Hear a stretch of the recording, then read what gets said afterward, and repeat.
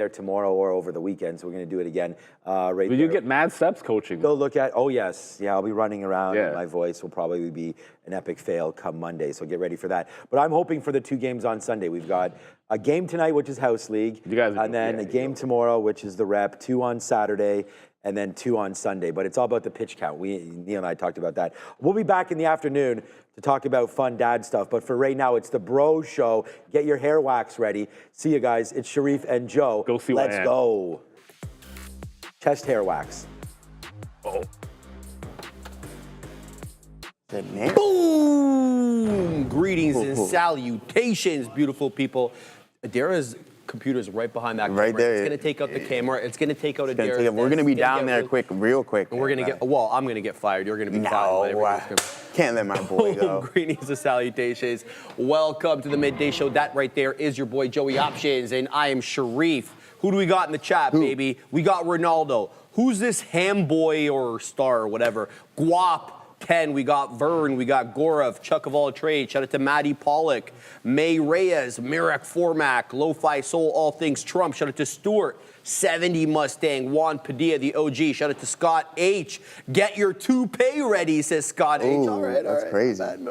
Jay Haas, we got Bax, we got Dinkelberg, we got Shadow 7S7, shout out to Oleg as well, Hugh Jassy, Moonshot, Luke, DJ 2AM, Sipple Sunshine. We got Pawn Pandy. I like that one. Bora, RTJ, Joe Safe. We got Bobby. We got KK14M, JG. Shout out to Henry S. and Desi Junction, Susie Fox as well. We see you, Luis Martinez. I see you, Becky 5 or Becky V. Not sure what's going on there. Desi Junction, I already mentioned that one. Greg Moore. Who else we got here, Joseph? One more.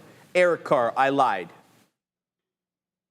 We got Mike P. D. Ryder, one of the OGs in the chat. Good vibes, Mike. I want to call him that. Yes, everything is gravy on this side. Some small cap gappers moving here. Joseph, we'll get to it in a minute. What do you got, my man? Yeah. Let's pull this up here. Let's see if we can get IBIT rolling. So I'm in this position. We tried once earlier in the day, and then as soon as we cracked that lower end support, we just got out. And then we got this one working. And I'm looking for the continuation in the break of this previous high right there around 61.25. So we decided to add a little bit. But if it comes down towards this entry right here, I'll just hop out because maybe it'll snap VWAP, and then we'll try to find another possible entry on some of these names. I put an order out on some Google calls as well, so let's see if we can catch a fill on those ones. I'm long from 167, and I'm just looking for a nice continued bounce there on that name. So that's working out relatively well. You guys know how I do free rolling using unrealized gains to just add more into your position, and then look to maximize the profits, because that is the name of the game. Keep those winners small and try to just boom, boom, boom, hammer those to the long side, guys. But yeah, that's what we got cooking up here. That is IBIT, still slightly negative on the day, Shreve, only down about 1/3%. We are sitting in, I'm not going to call it a breakout range, but let's see if we can break through this 61.37, as I just mentioned. I think that's going to be really important. This downtrend is still intact here, unfortunately, but I think at some point we will break it. The longer that we struggle around those specific zones and those areas, then we might not get that breakout that we are looking for. So we just got to be prepared for that, and that we will. So yeah, patient, down 1/3%. The market just continuing to war. The SPY is absolutely on fire today, guys, being led by the financial sector. So this thing is continuously climbing. Katina Man brought you JPM this morning, and that is most definitely leading the way, Cherie. So that's what I got my eye on. It's IBIT. Let's see if we can go here. All right, let's just cut all the BS. Let's get right down to it. CYN. This thing is absolutely insane. We're about to clear 500%. We just breached 30, Joseph, 30, 25, high a day. So this one is on that good stuff right now. Now, the idea here is not to get blown out on an entry into this. And this thing is moving dollars at a time. So get ready for volatility. I want to pick it up off the levels that it's already found support on. I'm talking about that 10 or the 20. Now, I can take both, right? Because I can dollar cost average into CYN, but the current position, the current price action on CYN, too far removed for me on the 5-minute chart away from that 10 exponential. It's getting extended. That's how I perceive it. So I don't punch in here. Now, if I miss the trade, I miss the trade. Where am I getting in? I'm going to get in at the 10 or the 20. So currently, the 10 show me around 24 bucks with the 20 exponential right around that 21 1/3. So I will be punching in when and if this pulls back into that green line on your your screen there on my black charts. That is always going to be the 10 exponential moving average on the 5-minute. And that's where I'll be punching in anew. Now, if I miss the trade, I miss the trade. Now, if it ends up breaking down below the 10 and the 20 and I get stopped out, that's the cost of doing business. You can't risk, you can't make money if you're not willing to risk money. So CYN, definitely in my focus right now. So is the Baird one. The Katina man already told you about this one. Big Bear AI. Great move the day prior, sold off a little bit yesterday. But look at that. We hold yesterday's low, and we're still below yesterday's high. In the pre-market anyway, or right at the bell at 588, but we'll keep an eye out on this one. This was another one that either has respect for the 10 or the 20, sorry, the respect for the volume weighted average price or the 10 EMA. Those will be the two that I focus on for my entries on this one. So that's my focus right now. CYN, still a little too extended away from the 10. I'm not punching in at that level. Now, let me talk about the trade that I have on. CRML, I don't know, I'm just going to call it criminal.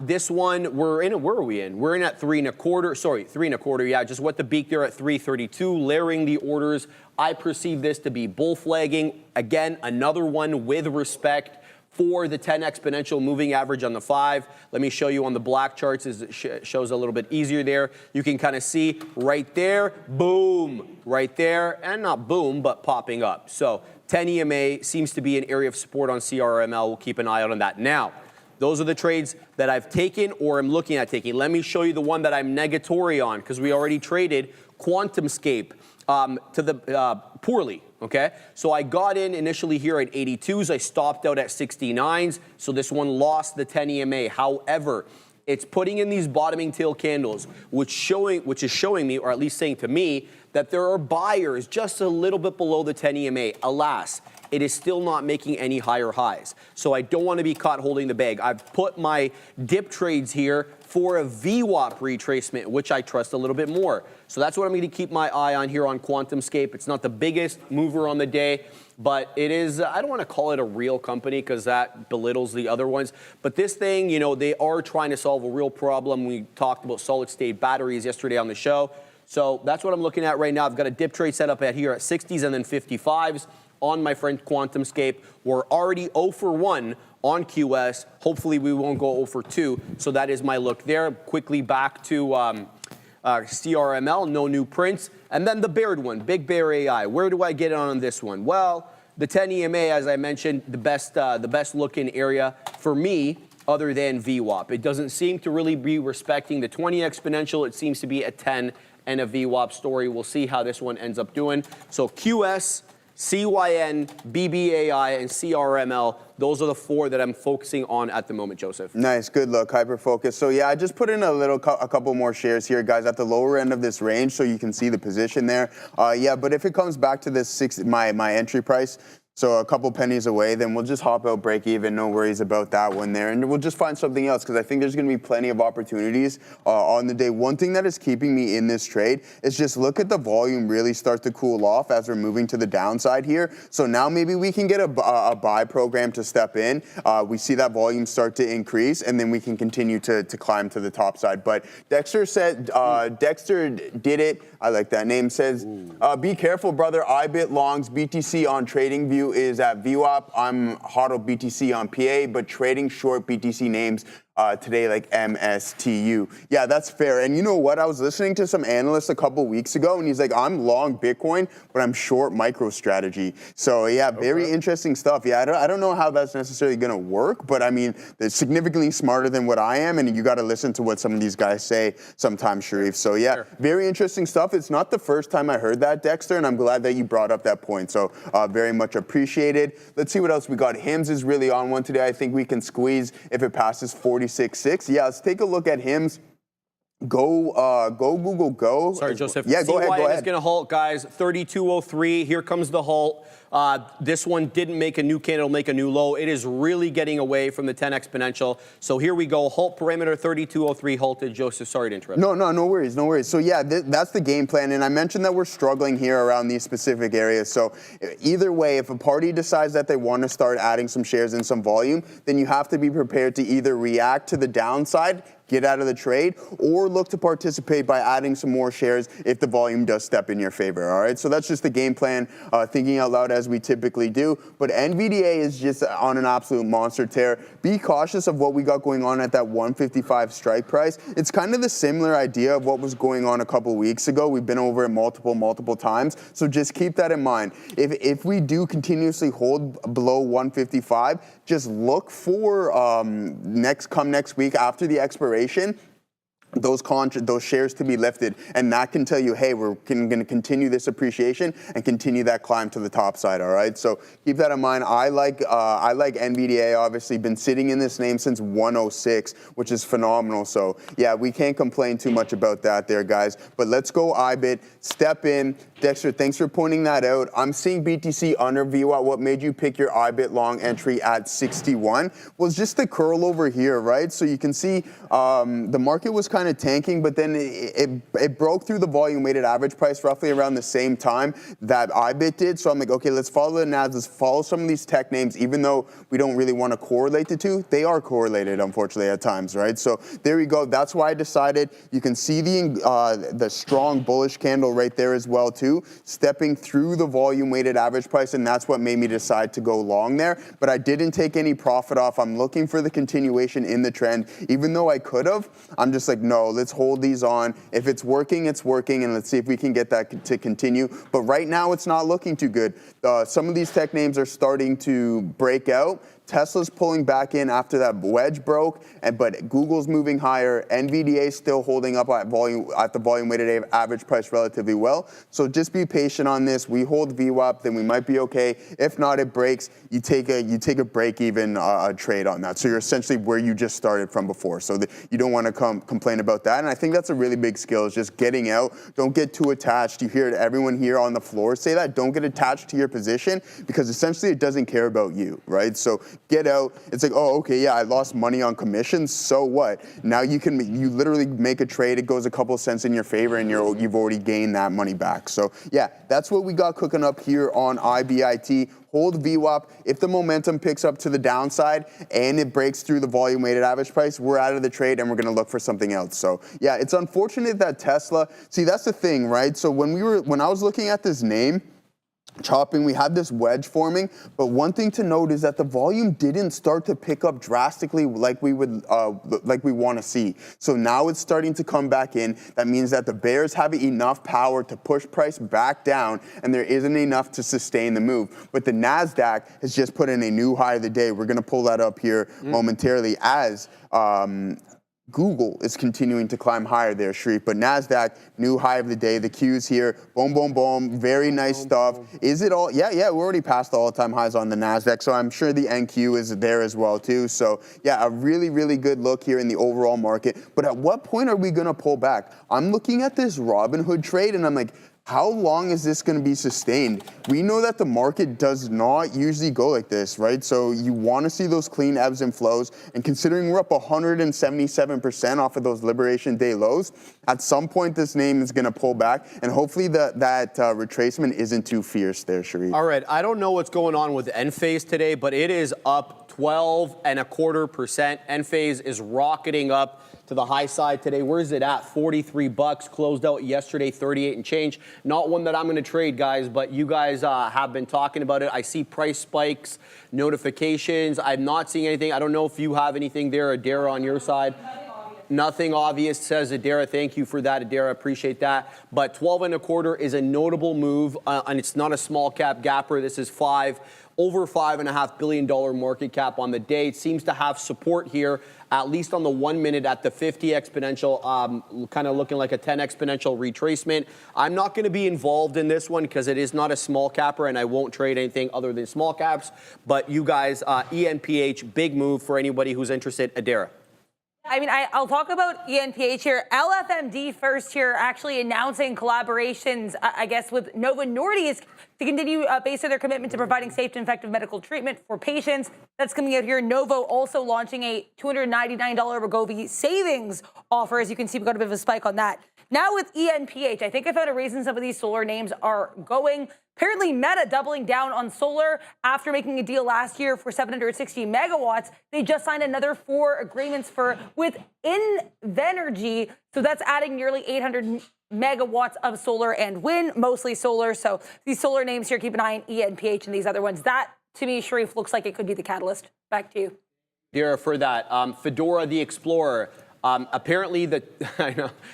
The Senate is in talks about easing tax credits on rooftop solar. Thank you for that. That would be interesting because what we saw with obviously the beef between Elon Musk and Donald Trump had something to do with the removal of tax credits for new energy sources while maintaining subsidies for oil, gas, and other types of energy, much to the chagrin of Elon. And we all saw how that whole thing unfolded. So we'll see whether or not that's actually true. But thank you for that headline. All right. QuantumScape, we're back in the good books here, almost break even on this one. What do we got on? 57s, just what the beat at 67s. And I've layered my orders. We got shares on here, so we'll see if this one wants to pop up and we can make some money on this one. Currently still putting in lower highs, full disclosure, even though I was able to kind of DCA above the volume weighted average price and get a couple of great prints. The fact of the matter is we are still putting in lower highs. So it is still a dangerous trade, at least for in my view at the moment. We'll see how this one goes. CRML, shout out to my man in the chat, want me to call this one smooth criminal. I think that's actually quite good. Yeah. That's gonna have me humming all these Michael Jackson songs over here, bro. Which one is your favorite? Michael Jackson. I like the Free Willy song. Dirty Diana.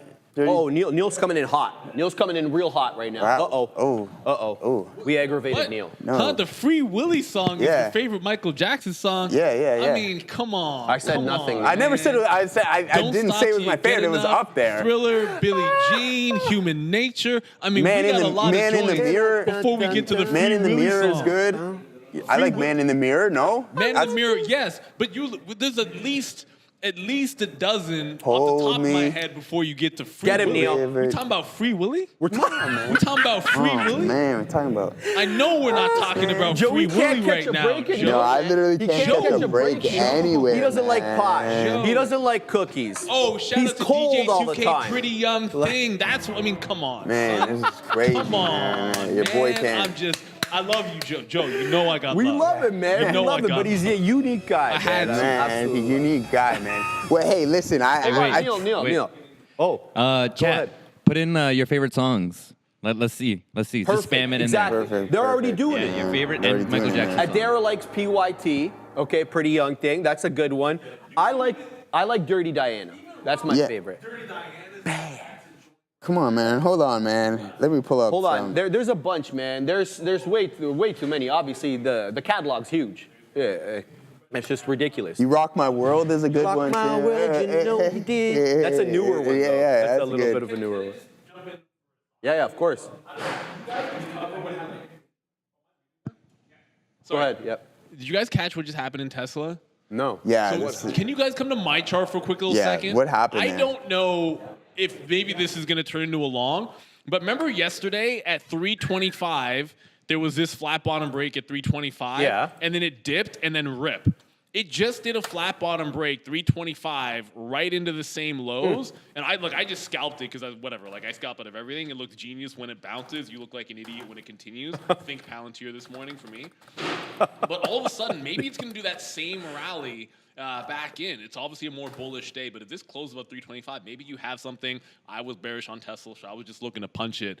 And good luck to anybody that's traded this. I waited all morning for it to look like a bearish trade, and it's right back. Neil, I got to interrupt. Neil, go ahead. Here it is. We're getting the headline right now. Thanks to the OG Darwin, always quick with it. Shout out to the OG Darwin. Charlotte drops Tesla from approved city list alleging safety issues, cites the New York Post, which we all know, let's just call a spade, is more right-leaning. They are less likely to want to talk crap about Elon unless it was true, so keep an eye out on this one. I don't know how much that's going to affect the stock itself.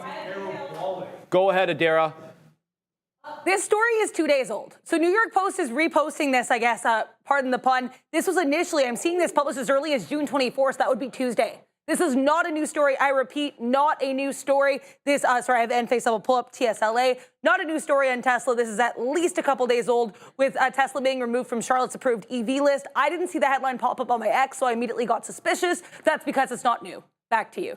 Thank you very much for that, Adara. Thank you for letting us know, because it's so hard to actually know what the hell is happening at any one time. But we're taking prints here, Joseph, on CRML. I want to let you guys know Amazon is spiking. Neil's letting me know. I just got an alert on my screen as well. Amazon is headed aggressively to the upside right now. I'm not seeing any news to justify the move. Neither is Adara. We'll keep you guys apprised if we see anything, but Amazon absolutely aggressively to the upside. Is it the oh, wow, it's still going. Next 7? It's is. Still going, Sharif. This thing is going insane here. But do we have it up? Did you have it? Okay, there it is.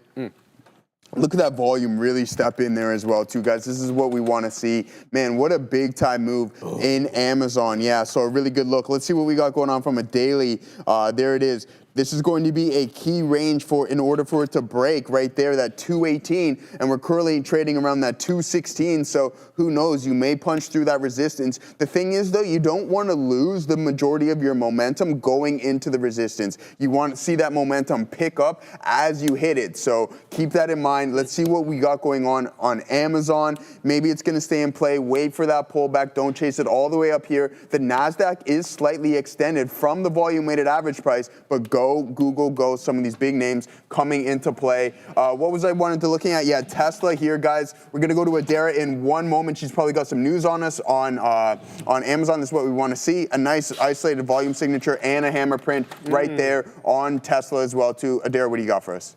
News on Amazon. I have some excitement here. A lot of people on X posting Amazon bullish, et cetera, et cetera, et cetera. Options Delta. Like tons of people trying to pump Amazon. I'm not seeing any news to explain said pump. Beyond, people are really, really excited about Amazon. And for the record, I've seen this happen with Amazon breakouts before. We expect there to be news. It's just people getting really hype. That doesn't mean there isn't news. It just means I'm not seeing any right now. Back to you. For that, Adara. Okay, yeah, thank you very much, Adara. All right, let's take a look at Amazon's options chain, guys. This is what we got to do here now. All right, so 215, we got 31,000 current open contracts. Not displaying anything right there. Curious about why we don't have anything at that 217.5 and 222.5 strike prices. So maybe something a little peculiar going on there. But yeah, let's see what this does. I mean, at the money IV, 33.5%. Not paying too much expenses there on the premiums with Amazon. So a really good look on that front. And then also with the likes of, let's pull up Google here, because I was looking at Google's and IBIT's options chain. Continue to climb, 175 maybe in the works here for Google. I'm not going to catch that fill that I wanted on those contracts because the name is just completely gone. So I'll just have to cancel that one and then maybe reassess. But I'm not going to chase it all the way up here. I do have a price target of around 176 on my shares. Once that is hit, boom, that's it. We're out of that trade. So 10-point move. That's it. But here it is on IBIT. And then I'm like, why are we continuously struggling right around this 61 strike? So here, relatively compared to what else we got going on in the chain, 54,000 open contracts. Now, if we don't break this here today, I think that's going to be my last stab on it. Objective is wait until next week, see what Monday is telling us. Are we going to lift in strike prices, or is that concentration going to be allocated to other strikes or levels there? I'm trying to get into CYN, man, and Joseph, it's just too difficult. Yeah, it's tough. I'm like, okay, so guys, new thing that I'm doing, I'm using the 5 second, sometimes the 5, sometimes the 10 charts to gauge and to identify micro pullbacks on the breakouts. I'm not using it to chart other than for the micro pullbacks. This is new for me. It may take me some time, actually do this well. So as we're learning, you're going to see it in real time, okay? So CYN is on the warpath right now, and it's killing everybody in its way. 700%, and we're still going with a $40 high, Joseph. There's a clear seller here of note at $40, and I won't be convinced any different. There's been multiple touches into 40. It feels, though, like just a matter of time until that guy or whoever the hell it is on the other side of 40 gets wiped out. Cover your shorts now, my man. You're going to get blown out, and he just got blown out, Joseph. $41 it goes, 715%. It's going more, 41.54. It's going to halt here. Here comes the halt parameter. 41.54, false halt, drops back down into 40.5. This thing is absolutely on the warpath right now, but it's moving crazy, okay? We just saw it at 41.5. It just dropped down to 38.5, so be careful with this one. You know, this is going to be tough for me to do on the show, to trade something like this. It is kind of losing the bid. Right now, what I'm looking at on my top screen there is the same area where it found support before. Here's that $37 area where it just got defended. Back up into 38 it goes, guys. This is going to be super hard for me to trade. I don't even want to right now with this one, especially on the show. It's going to require a lot of focus, and I don't know if I can devote that kind of focus and have to do everything else with that comes as part of the show. So I think I'm going to steer clear of this one. I will call out the levels, and if it does break out, you know, we'll cover it and everything like that. But I think it just might be a little bit too tough for me at the moment. So what I'm looking at right now, QS, I'm done this trade. This feels like it's going to be a consolidative move here to the side. It put in a false breakout with a new 5-minute candle will make a new high, and then now it's making a new low. So that's what I'm keeping my eye out on there. I'm also keeping my eye out on the position that I've got. CRML, we're doing well on this one. Martin Zed, where do you get 10-second charts from? I'm using DAS. That's your boy right there. Ooh, let's go. And it doesn't have second charts. No, DAS doesn't have that. Okay, well, I've used DAS only once because I can connect it to my brokerage, IBKR. You can use the API. I used it in the sim, so it had like delayed data at the time, so I don't have much to say about DAS. But with respect to my platform, and you guys already know what it is, it's Trader Workstation, you have 5-second charts. You have 10-second charts, 5-second charts. And I would never really recommend using those unless for a very specific purpose. The one I'm talking about right there, just to identify micro pullbacks. You should be able to identify micro pullbacks on the time and sales and the level 2. But when the price action is gone from the level 2, it's gone. Whereas you can refer to it back on the chart. That's my move. That's why I'm doing that at Daryl LePage.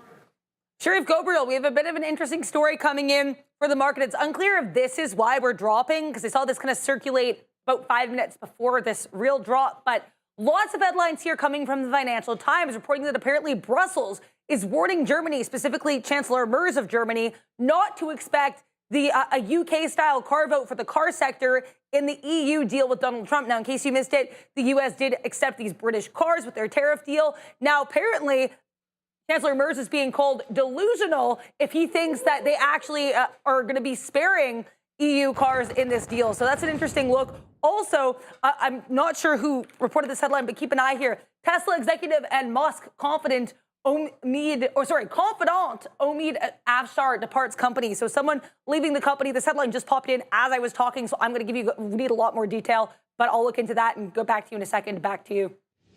Yeah, thanks for that, guys. All right, yeah, I got all out of IBIT there. That option chain coming into play, 61, they're rejecting it. Now moving into the downside. So you know what, guys? I'm going to be honest with you. So I have a couple calls on IBIT 65. Okay. Not until December, but I'd rather right now, if it's not going to break this 108 level, I'd rather just allocate my swing trade, my swing capital to something else. And I'm like in Google right now. So yeah, you're going to see you later. I'm going to completely close my IBIT positions in my swing account. Obviously, keep the long term. Yeah, I've just had enough of that thing here, continuously rejecting and going into these longer term consolidations. So yeah, I'm just going to put my money to work elsewhere or just sit on some cash and wait for another solid opportunity. I mentioned that the volume was cooling off there as we started to pull back, but we're not getting any form of continuation. So yeah, slightly frustrating, but it is what it is. We had some size. We didn't put too much size on right there, and that's why I'm looking for the continuation of the trend, just being able to hold through this. But then when you add to the positions, you got to get out when you're supposed to get out, and that's exactly what we did. Adara, what do you got for us? I looked more into Omid Afshar. Now, in case you missed it, this headline is apparently, I'm not seeing who's reporting this, but apparently Tesla executive and Elon Musk confidant, Omid Afshar, departing the company. So what did he do and who is he? So we'll start with what he did for the company. Omid Afshar actually recently promoted as of November 2024 to lead Tesla's North American and European operations as a vice president. So he had a pretty high up role within the company. He's been with Tesla since 2017, but there have been a slew of articles written about him, specifically with regards to his relationship to Elon Musk. He's been described as Elon's right-hand man. He's been described as the messenger. He's been described as a kingmaker. So the fact that Omid Afshar, someone who was so close to Elon Musk, is leaving the company could be a bit of a cause for concern. I'm going to look more into this. There's a ton of really, really long articles written about him, so I'll probably have more details tomorrow if anyone's interested. But either way, interesting stuff. Apparently, one of Elon's top confidants is going to be leaving Tesla. Back to you. You have a confidant? Confidant? No. Yeah. No? Yeah, I'll be honest with you, I have no idea what I aspire to have a confidant. Yeah, what is that? Elaborate on more what that is. Well, no, that's it. I aspire to have a confidant. All right. Yeah. I don't know. What? Okay. Is that bad? No, well, if I knew what it meant, then yeah, I can. Someone you confide in. Oh, yeah. You know what I mean? Myself. Yeah. Come on, dog. Bro, come on, obviously you're confiding in yourself. Yeah, Know the information. that's it. That's the thing, though, man. You can only trust yourself out here, man. Darwin, you're so kind. The OG Darwin will be my confidant. I'm playing, bro. I appreciate that. Guys, we're having a chuckle or two. Man, did you have anything to cover before I went? Yeah, sometimes when things aren't going your way, they just don't go your way. I'm sure Google, it wicks you out right here and then makes that move that you want to the downside. So, yeah, that's all I got really going on right now. I'm going to be patient on trading today, guys, so you won't see me in too many positions here throughout the day. All right, Joseph, we're getting back into QuantumScape because now it's singing a bit of a different tune now, okay? So here's the deal. We're punching back in. It's got several higher lows now. It's not exactly exploding to the high side or anything like that, but we're going to layer orders just in case it does kind of squeeze a little bit and then get its footing under it. I like the higher low situation. We started 0 for 1 on my, we'll see if it ends up being my friend or not, QuantumScape, but now we're actually positive on it, and this is going to be attempt number 3, so come what may, let's see how this ends up going.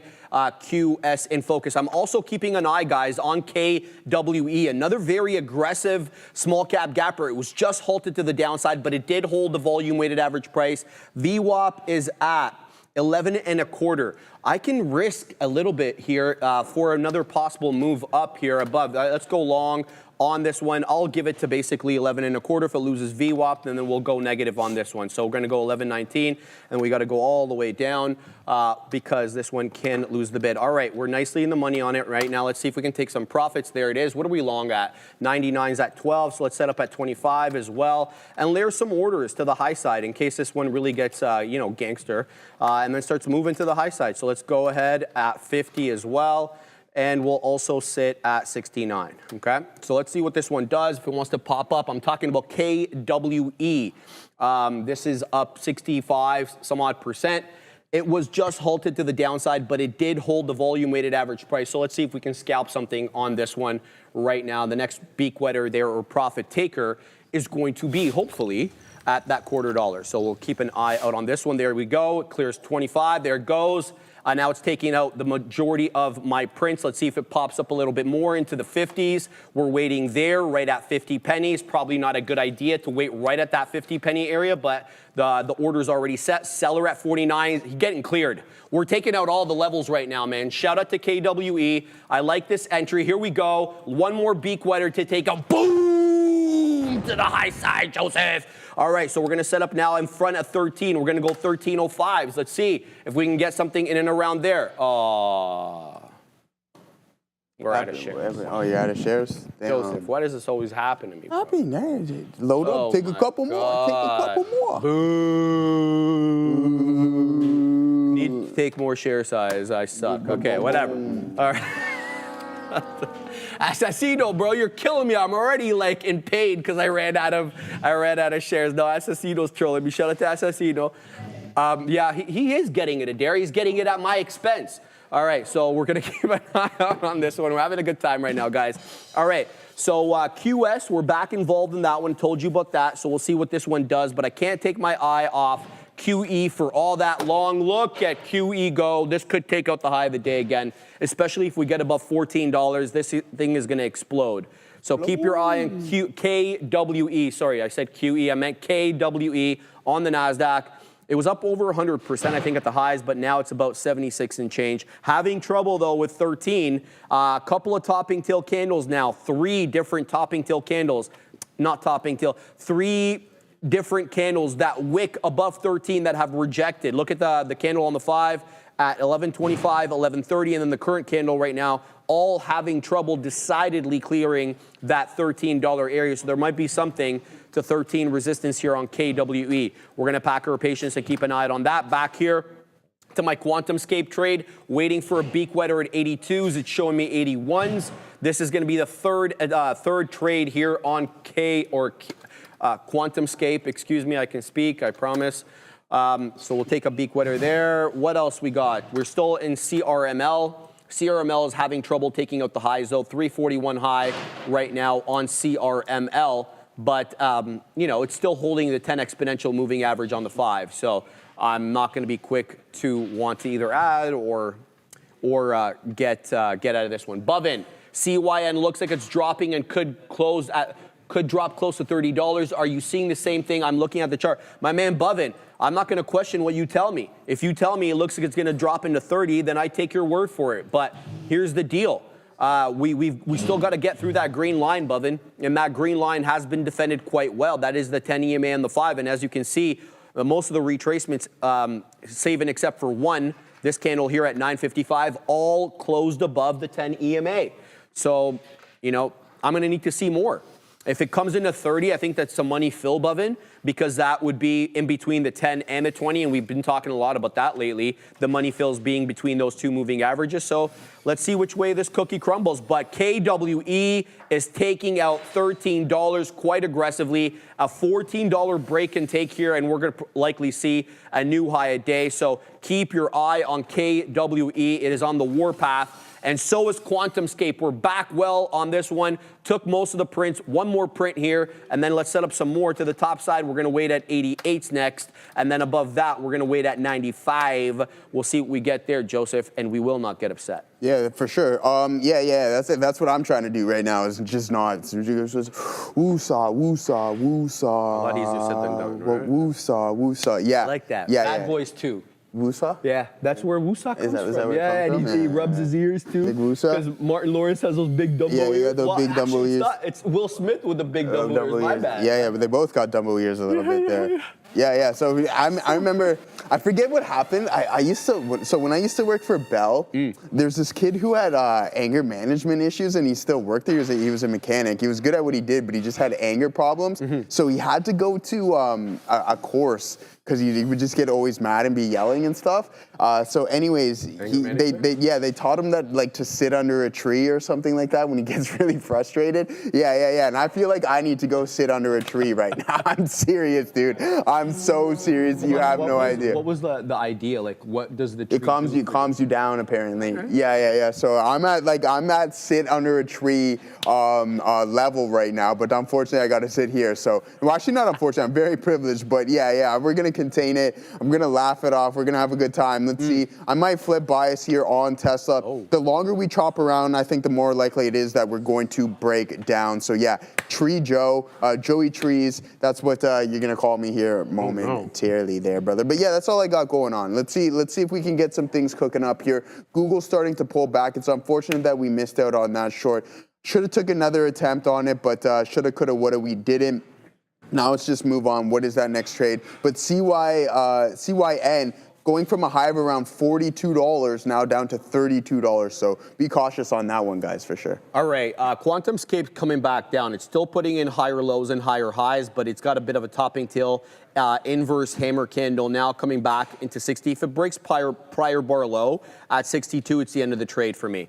Okay, so I'm going to keep my eye out on this one. QuantumScape coming back down. We've taken out half the position, but we're still holding half, so this could go negative on me at any moment right now with QuantumScape. Still holding CRML, nothing doing there. CYN is halted to the downside.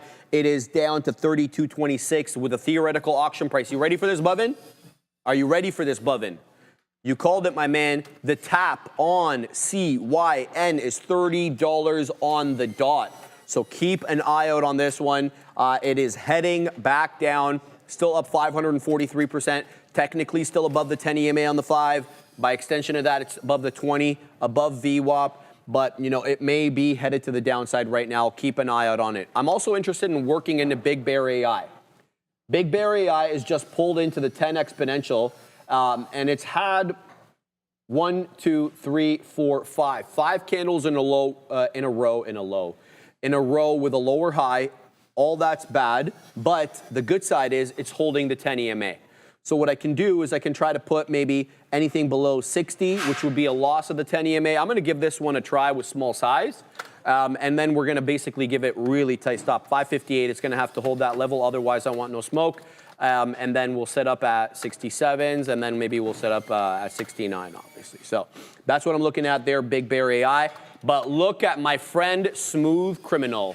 New high a day right into 344. I'm waiting at 45s. This one keeps giving me higher highs and higher lows. It has been awfully respectful. There it is. There's a 45. We still got shares on this one as well. So we're going to set up now at 48s. And then we're going to set up at 50s. And then we're going to let that one just run, okay? So we're going to keep an eye here on Smooth Criminal, see what it's up to. And if it wants to continue to give us profits back quickly to my friend QuantumScape. Did it hold that area low? The answer is yes. But we still haven't gotten another print, so I have to pack my patience there. And then how's the Baird one doing? The biggest, the baddest of the bears, as the Katina man says. We're like one whole penny in the money. Oh my God. On Big Bear AI, I'm obviously exaggerating.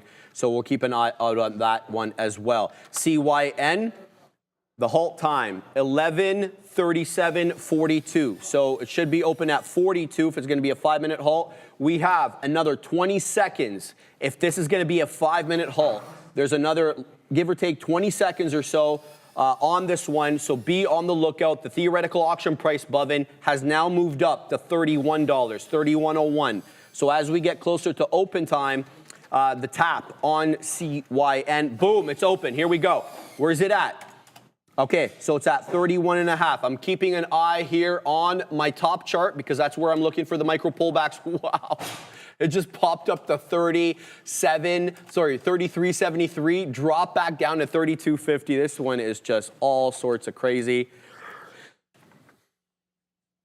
I wish I could trade these on the show, but the fact is I can't monitor. I can't do it. There's just too much. It's too much going on. You can do it. You can do it. Like it's losing the bid right now. So here we go. This could hold down again, Joseph. Here we go, 29.25. This could be a false halt. Keep your eye on it, but it looks like now it's going to halt down again for the second time in a row at 29.25. Here we go. There's a gray out. Boom, it's grayed out. And I'm not talking about fighter pilots getting grayed out on a high G turn. You know what I'm talking about there if you know what I'm talking about. So it's not doing that. We'll keep an eye out on Big Bear AI. Hopefully we'll get a print soon on that one. Ooh, yeah. All right, yeah, let's go, man. I mean, Tesla's actually still negative on the day, but it's been chopping around on the 5-minute. It's been moving eastward, so just keep an eye out on this thing. If it decides that it wants to break out, I mean, we've had a couple of big-time down days, so could this be an inside one? Absolutely, for sure. And I thought that this was going to be the move after that the robo fleet exuberance. I thought we're like, all right, yeah, let's go break 360, but no, it has other plans. But shout out to Google, man, helping me keep my sanity there, Shreve. We love that. We love Google. And I talked about the laggards as well, too. I mean, what is holding this? Yeah, go ahead. Okay, this is why we're dropping. CYN coming with an offering at 11. When did I get this? I got it 11:43, okay? So this is 1 minute deep. CYN announces a $50 million direct offering. This is typical for these small cap gappers. They wait for an elevated stock price, then they do an offering, obviously to raise money at higher prices. So there it is. We've got an offering coming in from CYN, so this one could start heading down aggressively. Joseph, I didn't mean to interrupt. No. Yeah, no, it's all good, brother. Don't worry about it. Drop those news. Drop that news at all times because that's exactly what we need. All right, we got a 50 euros. Here we go. Oh, wow. I think I heard someone say pineapple pizza, apple pie, beers Friday. Boom. Thank you for that one there. Neil's going to be very happy about that. The pineapple? Yeah. But no, hold on here. Do you think it's okay with the ham on it? You put the ham with the pineapple, right? I think the both of them go together. You know what I mean? I think Neil's going to get very upset now because you brought up pineapples. I'm not upset. Okay. No, thank you for the super chat, Henry. I mean, thank you. Beer and apple pie are both absolutely delicious. But pineapple on pizza makes it not pizza. Yeah. So it doesn't matter if you put ham on it. What is it though? No, it's just bad is what it is. And it's also not real pizza, which is fine. And don't get me wrong. We got the super chats, but the only way, I'll partake in everything, but the only way I ever eat pineapple on pizza is if I lose a bet.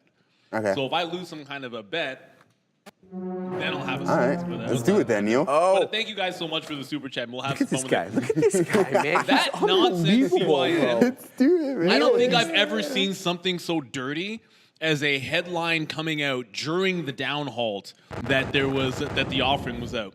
Yeah, that stinks, and it stinks to high heaven because it already turned around. Don't tell me it dropped the first $5 without someone knowing the offering was coming during the down halt. Really? That's messed up.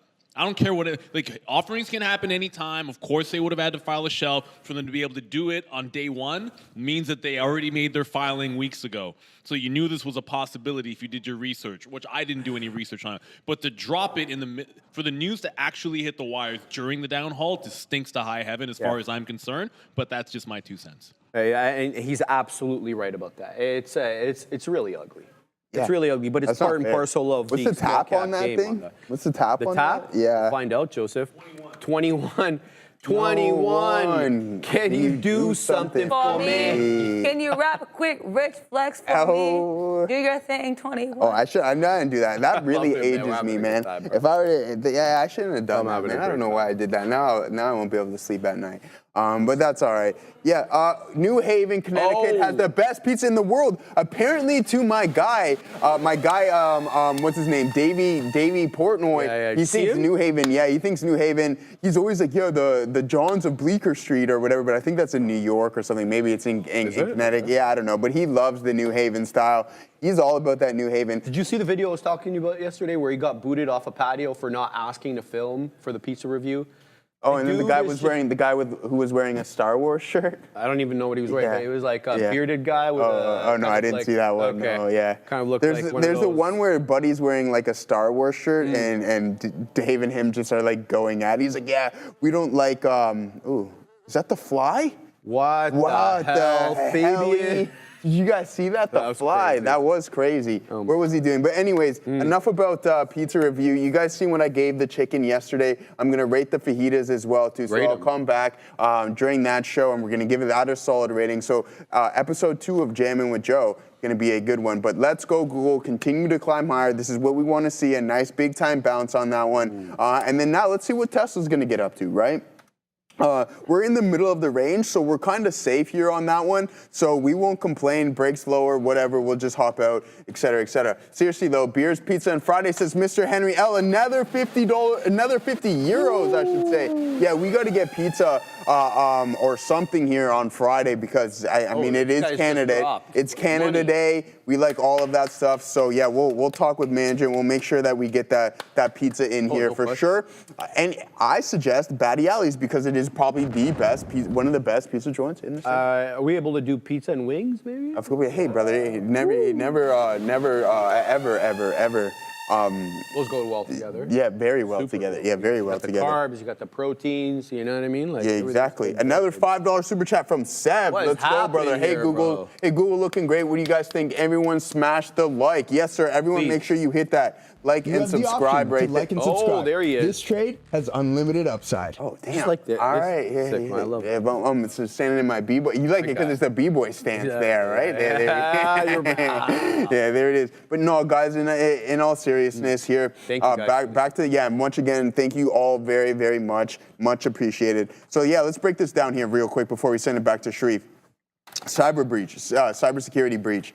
Hammer candle, now you're getting that pop up. Are we gonna head towards 181? Maybe this is the move, but one thing to note is the trend line is still completely intact here. So that's what we got positive going for us here, guys, is this move right here. There it is. Until that is breached, I think that this move might be, the continuation might be in play. And then let's just take a look from a percentage metric to where we're currently sitting at from those previous all-time highs. That's gonna be about 16.6%. Still off of that, we've got the Nasdaq putting in highs, and we got NVDA also putting in all-time highs too. So maybe I told you guys about this laggard catch-up play. This could be really big for the market there, Sharif. Adara, what do you got for us?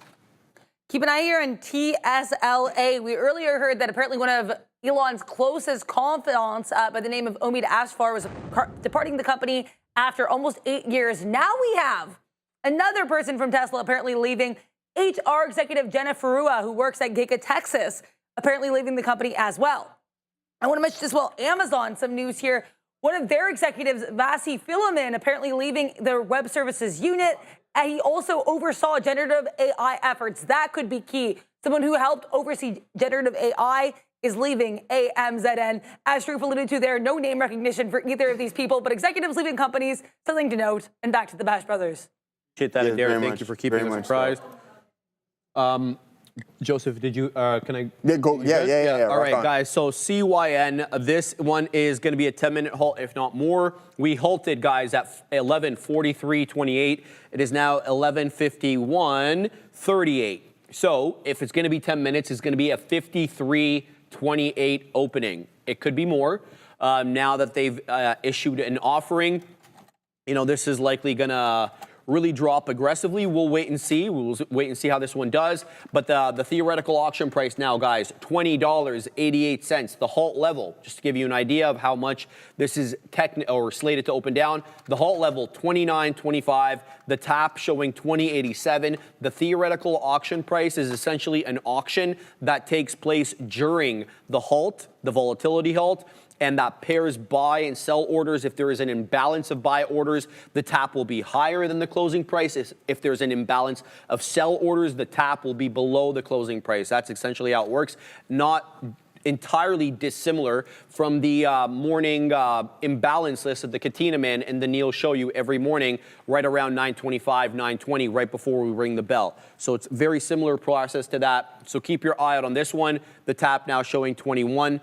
This is likely going to be an aggressive move down. We'll have to wait and see about that. All right, now with respect to my positions, I don't know, man. Big Bear AI, I think I traded this one incorrectly. We're positive on it. I flattened out at a level because I felt like this one was going to lose the bid. It seems to have a seller here at 70s that we can't really shake. That's the bad side. The good side is we're still holding the 10 exponential and technically putting in higher lows. So I may have, you know, quick to the sell button here on Big Bear AI. I can always get back in if it is warranted. And I'm also keeping my eye on QuantumScape, flattened out on this one again. Positive now, we're 2 for 3 on QuantumScape. Started off a little rough, adding here and then having to stop out as it lost the bid quite aggressively. But we did make it up with 2 other trades. Get it, Adara.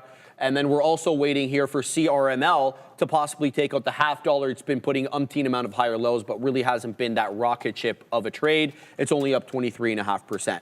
KWE is the other one that we had that trade on, and that one did halt again to the downside. This is compressing. What do I mean by that? So the compression pattern is essentially when you get lower highs, but you also get higher lows, and it's typically preceded by, not all the time, in the case of a bull pennant, it's preceded by an aggressive uptrend, which is exactly kind of what we got over here. If you want to say, you know, around 10:20, 10:30, there's the big kind of move up. That's the pole of the bull pennant. And then the compression is the pennant component of that. So I would say if you're looking at getting in here, it's either VWAP or the higher lows. It's lunchtime, as you guys can hear. It's not recess, I promise. We don't have a recess here. All right. Get it, Adara. So that's what we're keeping an eye on right now. KWE, I can certainly be persuaded to get back into KWE more than I could be persuaded to get into CYN, because KWE is holding VWAP and it's compressing, which is a pattern that I can understand. So that's what I'm going to keep my eye on right now. KWE, I think I can get some good moves here. This could take out 100% on the day. I mean, we're at 70 some odd percent now, but the way this one's moving, which is, you know, almost 50 pennies at a time, we could easily break up above that 14.25, Joseph, to make a new high a day. So that's for sure. So yeah, I mean, here's Tesla just continuing to move eastward here, guys. Stuck within its range, so you got to be patient and wait for this to break. It may not break on the day, but yeah, there it is. So maybe you just get a sideways inside day on Tesla, but Bitcoin's starting to recover here a little bit there. Yeah, so there it is there. Broke that nice indecision on the volume print. I'm missing a lot of these days. I don't know why, what's up with that, but we'll get that sorted out here momentarily. But let's go Tesla, break through some of the key resistance zones. 330 is gonna be really important. Let's take a look at the chain, see if we got anything cooking up on that. So like, all right, yeah, we won't be going that high today. 330 does have about 18,000 open contracts right there. So, 70. Okay, so what am I talking about? That's volume, sorry. So yeah, 18,000 right there, guys. And then that's up there. It's 340, 20,000. So nothing crazy substantial or outstanding that it's like, all right, yeah, we're going to reject aggressively from those levels.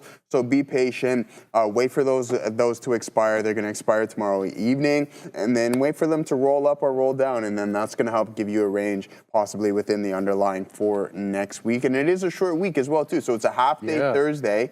And then Friday is a holiday, I believe, as well, too. So July 4th. So, yeah, there you go. Happy holiday to all our American friends. This Tuesday is Canada Day, so don't forget to wish everyone here at Trader TV Live a happy Canada Day. I'm sure a lot of people are going to be barbecuing, going to the beach, etc., just enjoying it. I know Canada Day is usually a blast. I have a lot of fun with that one. I wish there was I wish Due West Fest was actually on Canada Day. That'd be a great idea. Maybe I'll pitch that to Olivia Chow, and we can set that one up there. Yeah, she's got enough problems, bro. Yeah, she can't even keep the pools open. She can't even. When was the last time Toronto built a new road?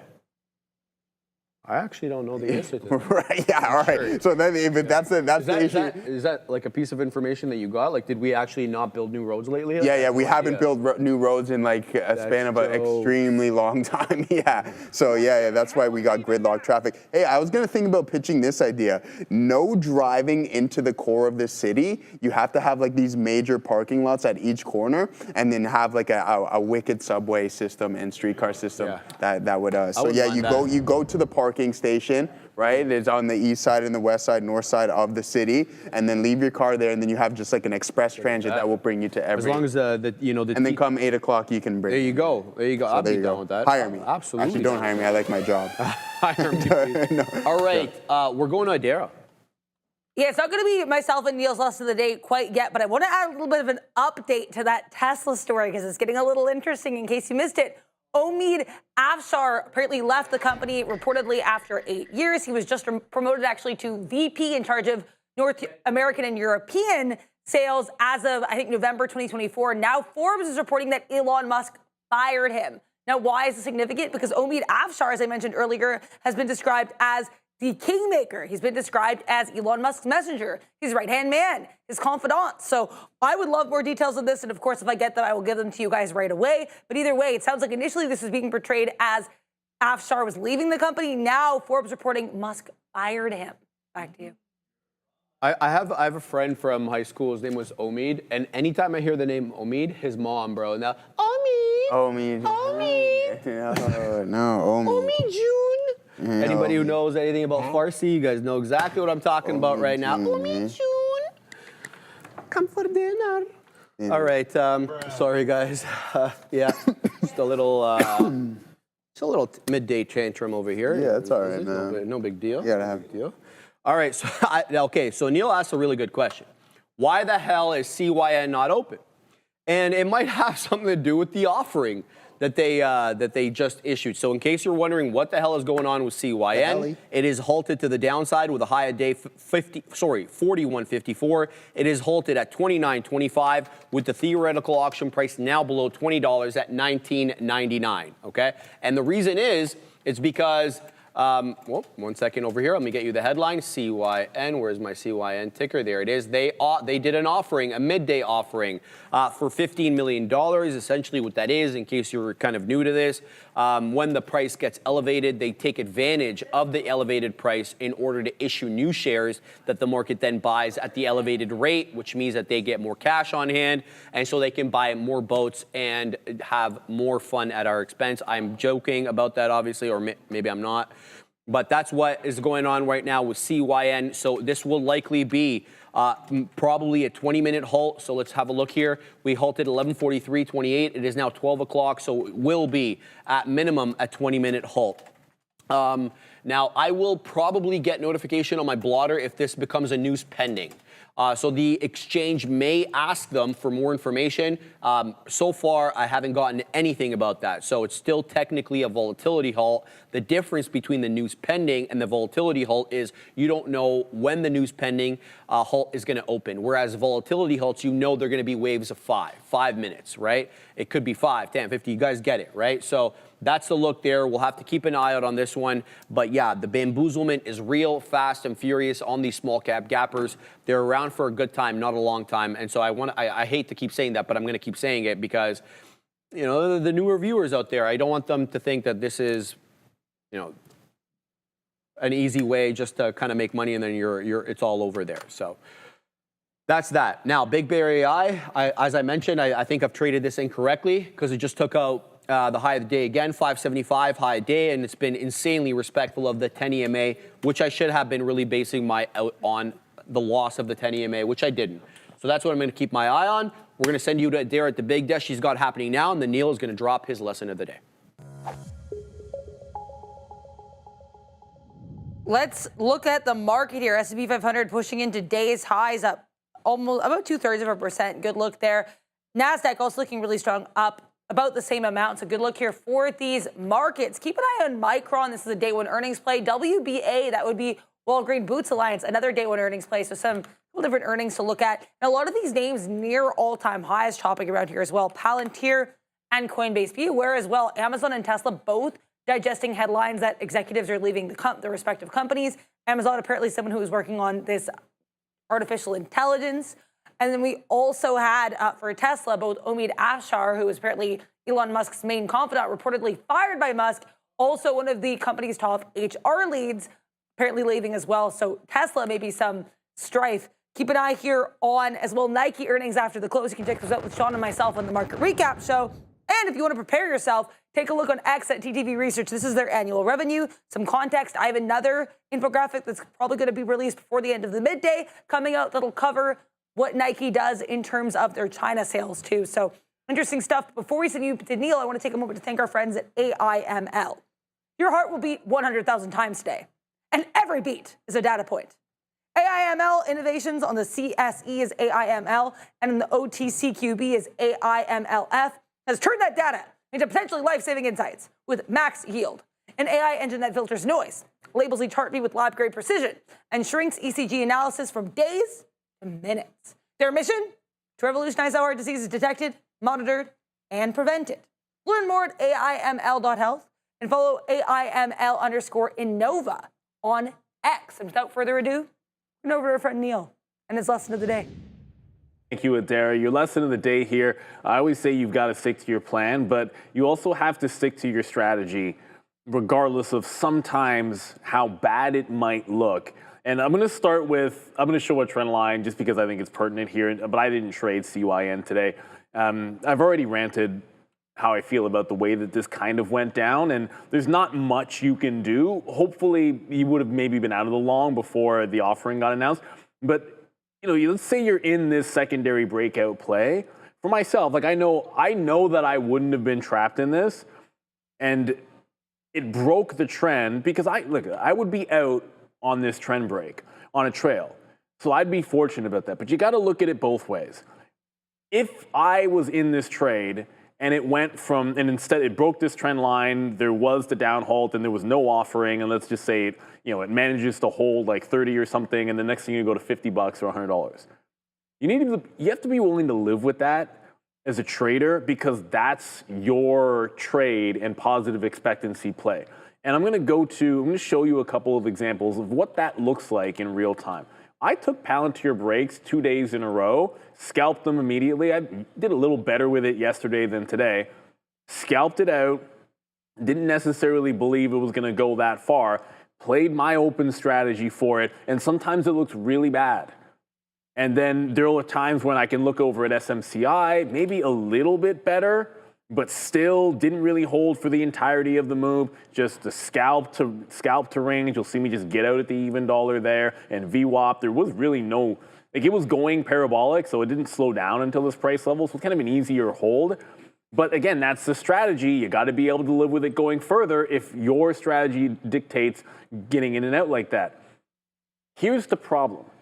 If I see both those in the morning, and then look at them both continue to go and decide to adjust and say, well, this time I'm not going to have my outs. I'm not going to take my breakout or mean reversions to one level. I'm going to hold them even further, and I'm going to change the way I trade them. Then what would have happened is I would have taken that, oh man, I could have got more out of those other two, and I would have got rinsed on Tesla. Because the same mentality where I'm taking this breakdown, I'm taking the break, and the second it reverses down here around 23, I'm out. The same thing that gets me out of those other two when you could have had a little bit more, as my strategy works on the breakdown, it's what gets me out and has me not turn a winning trade into a losing trade. And it's not to say that one way is better than the other. Like, think about it. If I let it ride 3 times, then I make more in the other 2 longs, and maybe I don't win at all on Tesla, or it's a small win. So it's still good. But where the problem lies is if you change midstream from one to the other.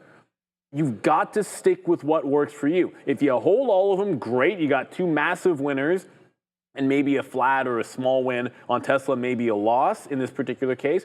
Or if I'm taking it from station to station, I get 3 good wins, no losses, whatever works. The only way I could have been bad is if I had switched it up and decided, well, that's nonsense. I could have had more on that breakout trade. Let's just hold out for Tesla and not scalp it out right away. And then I turn it into a loser. That's the only way that I could have turned one of those 3 trades into a loser, is to go away from my strategy. If you have a setup and you have a positive expectancy, then make sure you stick to your plan of action, everybody. And that means being consistent with it. You can't just abandon your execution strategy because of something that happened earlier in the day. The strategy is a strategy. As long as it works for you, you got to stick to it. Now, if something happens specifically on the stock that changes, news or whatever, fine, fair enough. But barring that, stick to your guns. You develop a plan for a reason. Your job is to use the plan that you develop because it's worked for you. That's the only way to be consistent. You can't go jumping around, ooh, like, you know, this would have worked better if I did this. Let's just the next time not execute the same way on a breakout. Well, you're up on breakouts. Do what works for you. If you want to make more on a strategy that's working, well, then you just take more leverage on it. You don't change the way that's been successful. So hopefully that works. That's your lesson of the day. And you know, best of luck to anyone that's in this CYN. You know, we'll see whenever the heck this thing opens up, if it ever opens up again. It's kind of crazy. It's still indicating a really far down, like 19 and a half. Just one note, like that offering's at like $5, man. This could get pretty nasty. We'll see, but good luck if anyone happens to be trapped in this. It's still not open up. That's your lesson of the day. We'll send you back to the Bash Brothers. Thank you for that, Adara. And I think Neil, thank you for that. And I think other Zinc knows exactly what's going on, because he see what the OG other Zinc said in the chat? Yeah. He's calling that Neilage. Neilage. Shout out to Neil. Thank you again, Neil, very much for that lesson of the day. Keep your eye out on that every day around that stand, do I? noon hour. You just want to flex, bro. No, I don't. I was genuinely maybe every show we can just start with a front double bicep. Is that what you want to do? Like, I wouldn't mind doing that every day. Well, hi. We could diversify a little bit. We could do like, you know, some side. We can do did you used to post? Did you ever post? Did one fitness competition, 2005. Yeah. I was, how old was I? I was 23, I think, and I never did one again. It was called Fame, Fitness and Model Expo. How'd you play? I got pictures. 15 to 75. So 15 out of 75? 1-5. Oh, yeah, that's it. That's good, bro. That's really not that good. Adara. Keep an eye here in LQDA. This is Liquidia Corporation. I I'm seeing a post reposted here. As you can see, this is moving to the upside. So this company has been for a while embroiled in this patent litigation with United Therapeutics over, I guess, the idea that LQDA apparently infringed upon one of UTHR, United Therapeutics, patents. Now, an individual by the name of Tim O'Connell, I looked into him and I couldn't find anything. Apparently, he's saying that sources he has in the courtroom during the trial believe it's going very well for LQDA, and that the prior apparently will be actually invalidating UTHR's patent as they expected. So LQDA, according to one reporter, expected to win this patent trial potentially, or at least come out victorious. If I can find more details, I'll let you know, but nice move for the stock as we send you back to the Bash Brothers. That's funny. Bonita Applebaum, right? The tickers on your biceps. No, I'm That's not good. doing it. That's a good idea. Kid Crazy 101 called us small, and then I zoomed in. I'm not going to troll you because, I could. Too much. And then you look smaller than my left toe. I could probably pick my teeth with your legs, bro. So shut the hell up. What you got over there, Joseph?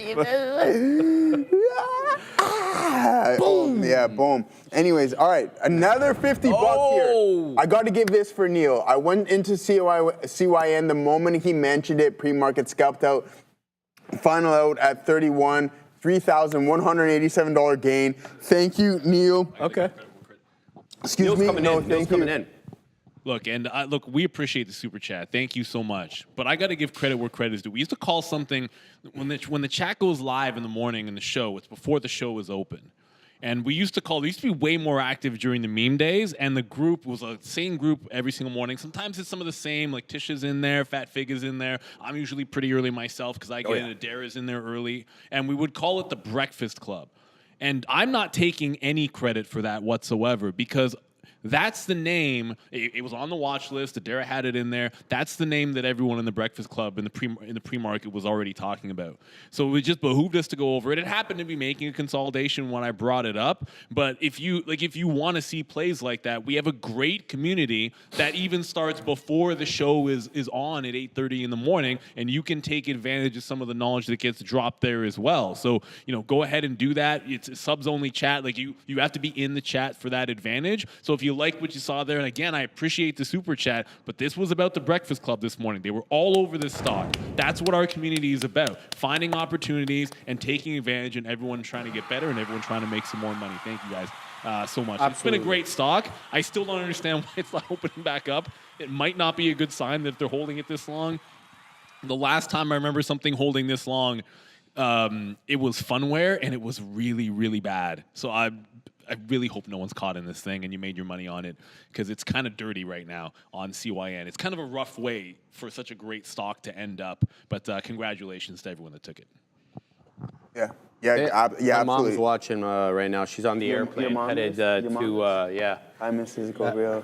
Hi, Mom. How are ya? Hi. Hope you have a safe flight. She's on the airplane right now. Oh, yeah. Yeah. I wonder if it's Starlink that they're using. Starlink. there. Maybe they're using Probably Starlink. not, because Air Canada is hot garbage. Oh, don't even Hot get me garbage. started with that stuff, man. I can rant all day about But how. Air Canada? Yeah. Oh Absolute my days. hot crap. Yeah. You have no idea. Assassino, okay. See, the thing is, I wouldn't want to upset Assassino, though. No.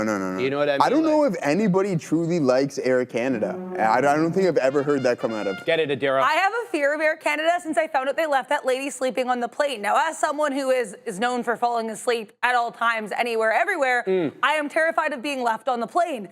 Tell them why, Adara. Well, I'm narcoleptic. It's pretty.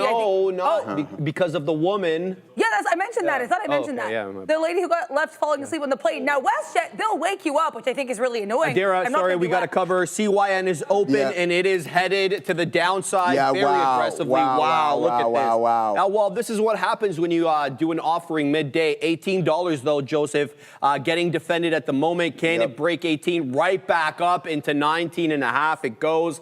Does it hold, and does it actually halt up? Now we are in a halt parameter for the upside halt, 21 2107 is what I'm seeing right now. It's got to do this for at least 10 seconds, and then we'll get the gray out on the level 2. It is a false halt, and it drops back down a little bit, but right back into 72s it goes, Joseph. So this one, very, very aggressive, very volatile. Be careful with this one, for the love of God, please.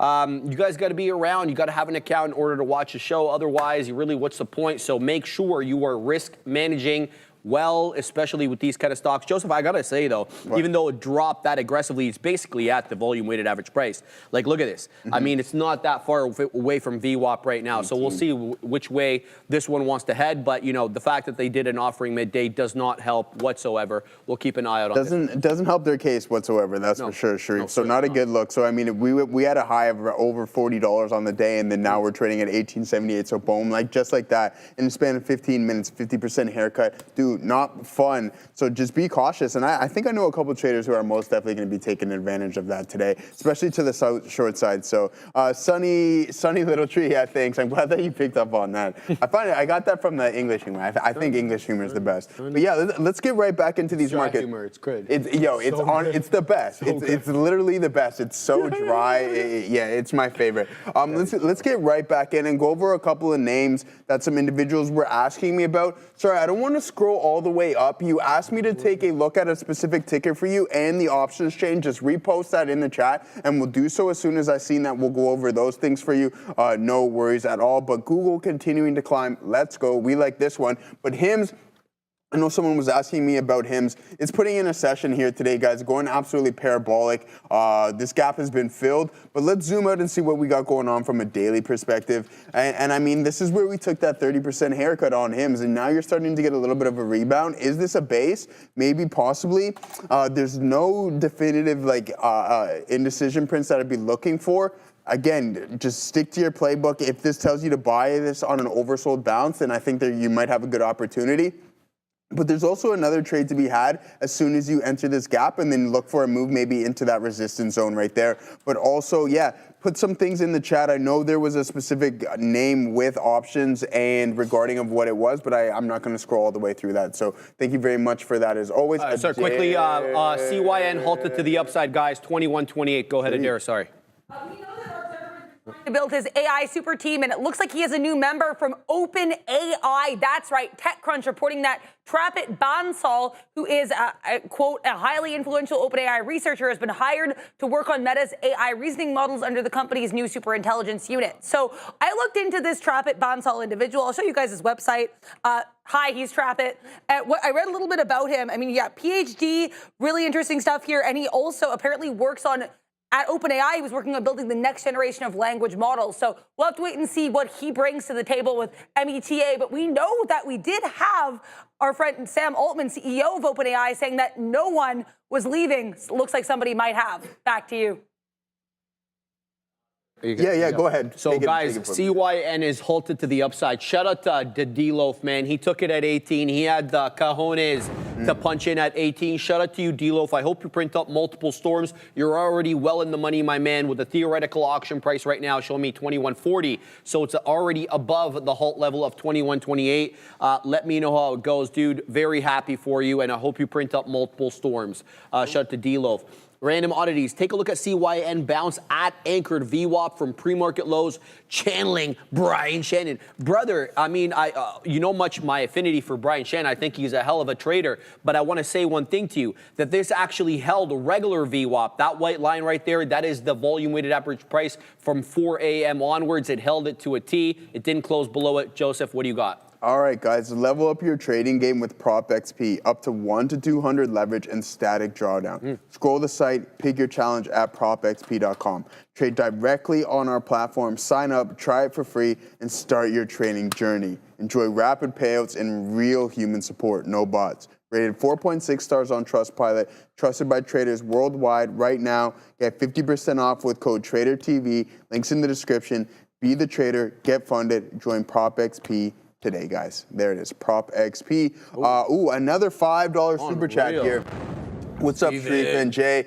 Hope y'all are having a great day. No, I hope you're having a great day, to be honest with you. Thank you very much for that super chat. And I hope I hope your trading day is going really, really well. And if it's not, then just be cool like a cucumber. Sit under a tree, touch grass, work on those types of things. Hey. But yeah, this is what we got going on. Tesla, put it in the chat. All right, we haven't done this actually, no, we're not going to do this, actually. I changed my mind real quick. I was thinking about something, and I'm like, no, we're not going to go down that road here. But yeah, let's see what can happen here in Tesla. We'll pull up CYN because I know it's going to be one of the hottest names on the session. Halted again. Let's see if this gap can be filled. This is crazy stuff from an intraday perspective. You don't want to get caught on the wrong side of things, especially if you're punching heavy shares and then you take a $10 drop just like that off of those halt parameters. So yeah, be cautious, guys. Be prepared to get out and don't chase. Google's still holding up relatively well. One more thing before I send it back to Sharif, what we're going to do later.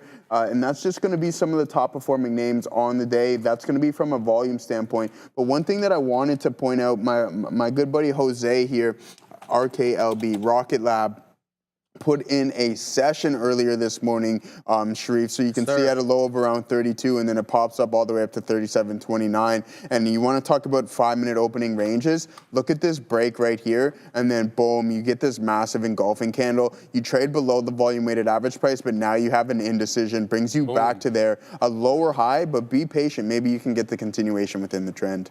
Sounds good, man. All right, we're all done our trade here on Smooth Criminal. We were long at 25s, just wet the beak there at the high of the day into 58s. Okay, so I technically don't have the high of the day. The high of the day is 59s, but we're done this trade, and I'm happy with how I executed on this. But now, as my friend Obi, he is the one Kenobi would like to say, and usually does say, what the hell is the next trade? Minus the hell part, he doesn't usually say that. But what I'm looking at right now is QuantumScape. I traded this incorrectly. I was of the opinion that we were going to give up the ghost at 60 because of this candle, and what we ended up doing, sad for me, is when we had area low too. That's what's frustrating about this. We put in a higher low, and now we have a higher high. So we could be on our way here for a $7 break and take. You got a couple of great looking green candles right now on QS. It's really headed to the high side. It could break through 7. It's already up 22 some odd %, so I'm going to keep my eye out on this one. CYN is open again, and here we go. It's at 1934. It's going to halt down here at 1934 if we continue in this way for a few more seconds. 1934 looks like it will be the halt level. So this one, after trading quite well, the majority of the morning, it had a few halts on it, don't get me wrong, but it was not the halt fest that it has just become. So kind of annoying. It's tough to trade these ones when they're shut down essentially for 5 minutes at a time. The point is, I don't know, I'm not going to say the best trade is behind it, but it does feel like, this one may be giving up the ghost a little bit. We'll have to wait and see. I don't want to make any pronouncements on it. I'm looking at the side chart right here, and what I see is 3 higher lows in a row and a close above the volume-weighted average price. So with all the problems that CYN seems to be having right now with the midday offering, it is holding up technically well at this current level. Big Bear AI just dropped into the 20 exponential moving average and got bought up aggressively with the area low over here at 562. So here's what we're going to do. We're going to get into Big Bear. We're weaseling in, and we'll dollar cost average into this one, okay? So very small size here to start on Big Bear AI. I just need something to trade. I'm out of my position, so we're getting in small piece here. I will average into that 5.5 area. I perceive this area over here to be an area resistance, okay? Initial area of resistance, which is the top end of the initial bull flag. If that is the case, then not only do I have a resistance area on a technical basis, but I got the psychological support that usually comes with the $0.50. We'll see, okay? So right now, into Big Bear AI for the second time, positive on it, but it's my smallest winner on the day so far, so maybe we can do a little bit better on this one. So Big Bear AI, long at 68. Already a couple of pennies out of the money here. Oh, yeah. Nice. Sticking to strong names. Yeah, I'm gonna build into this one. Still very small position to start. I never mentioned VYNE because it didn't really look like it was gonna set up like the way it's setting up right now. But this is a good looking chart, and this is a second day play. You'll see that we got the little ticker from yesterday. So that's how I know that I was looking at it yesterday, because I forget these ones, quite frankly. At the end of the day, I don't even remember the tickers. So VYNE, Second day play. It's been running for 3 days because it had a good day Monday as well, or Tuesday as well. And Wednesday was not bad. Thursday is not bad. Another 25% today. What the hell does this company do? Find out over here, Joseph. Find it. VYNE. Show yourself. VYNE. What do they do, this company? $28 million market cap. They are a clinical stage biopharma company focusing on developing differentiated therapies to treat chronic inflammatory and immune mediated whatever conditions with the high unmet need. Okay, so biotech company. Good luck. Go ahead, Joseph. All right, guys. We got a behind-the-scenes look at Trade the Pool. The dashboard tracks your progress in real time, live stats, profit, and more. You can break down every trade, see your entry, exit, and how it played out on the chart. Check the certificates page for your full summary, achievements, and payouts. In this clip, that's Michael T. He's already earned over $75,000 in total payouts. Trade the Pool gives you the tool and the capital to go further. Ready to level up? Yes. TradeThePool.com or scan the QR code. Check that screen or click that link. Yeah, I'd be very suspicious if somebody said they're not ready to level up, bro. Very. Like, no, I'm cool with just where I am. No, sir. No, sir. Oh, sorry, I can't rub the mic. Sorry for rubbing the mic there, Fabian. Yeah, I didn't mean to do that one there. I got to use this hand to scratch the old back there. But yeah, all right. Tesla. Not doing too much right here. Still continuing on that eastbound and down movement there. So just be cautious on what we got going on. Stock's just not really overly in play. Are we going to find a direction? Maybe, possibly. Just wait for that large participant to step in, and then maybe after that, the market makers will decide to find a definitive direction on that one. But Google still doing its things. We love Google today. We loved Google yesterday. It's been treating us really well. One thing that hasn't been treating us too well in the short duration, I should say, long term. Shout out to Bitcoin. I could tell you some good stories about that stuff. So yeah, really fun stuff on Bitcoin. But yeah, continuing to move, downtrend, rejecting. Let's see what's going on. I told you where my worries lay in this underlying asset. Just hopefully we don't go into a multi-month consolidation, continuously reject 108, pull back a little bit more, and then start to appreciate. But then if you think about it from that perspective, that's a pattern, a continuous pattern that may be playing out. So yeah, just be cautious. Hopefully this isn't a longer-term double top here. But again, I don't think that's going to be the case just because I mentioned we're getting more adoption in this thing, and then obviously Michael Saylor just buying this stuff hand over fist, and he's not the only one. He's just the only large participant that we know of. So a lot of people are allocating and accumulating Bitcoin and not selling it. So I'm curious to who's on the other side there selling this stuff. Show yourself. No, they wouldn't dare show to your boy Joe, but that's all right. So yeah, that's what we got going on. Circle, we'll take a look at Circle. I know a couple people in the chat has mentioned that. So we'll pull this up here. Yeah, man, wow. A high of 297, we'll call it, 300, and then 218 where we're currently trading. Or that's VWAP, sorry. So yeah, a big move down there on Circle. Sharif, what do you got for us? All right, guys. Each year, 3.8 million concussions are reported in the United States, yet there is still no FDA-approved treatment. New York Stock Exchange listed Oragenics under ticker OGEN is changing that with its first-in-class intranasal drug designed for rapid brain access. With concussion treatment market projected to reach about $8.9 billion by 2027, Oragenics is uniquely positioned to lead the way. So if you're interested to learn more and schedule a meeting, check them out. Oragenics, guys, listed on the NYSE under OGEN. Shout out to Oragenics. Good look for them. And Adara had the interview with Pat LaFontaine the other day, obviously a hockey legend in Canada. And I think it was an excellent interview, Adara. You killed it on that. Thank you, obviously, for bringing Pat LaFontaine onto the show. Great guy and a very good interview there. Guys, I'm really disappointed with how I traded QuantumScape today. This thing is all gas, no brakes. It's about to take out $7, $6.96 with a 7.05 high. It's got no red candles since about, maybe half an hour ago, the one that was a doji right at 12 o'clock. And since that time, it's been uninterrupted, higher highs and higher lows. Fantastic look right now for QS as it comes into $7. My only concern here, and this is probably just my issue and nothing to do with the stock, is that a possible double top at $7.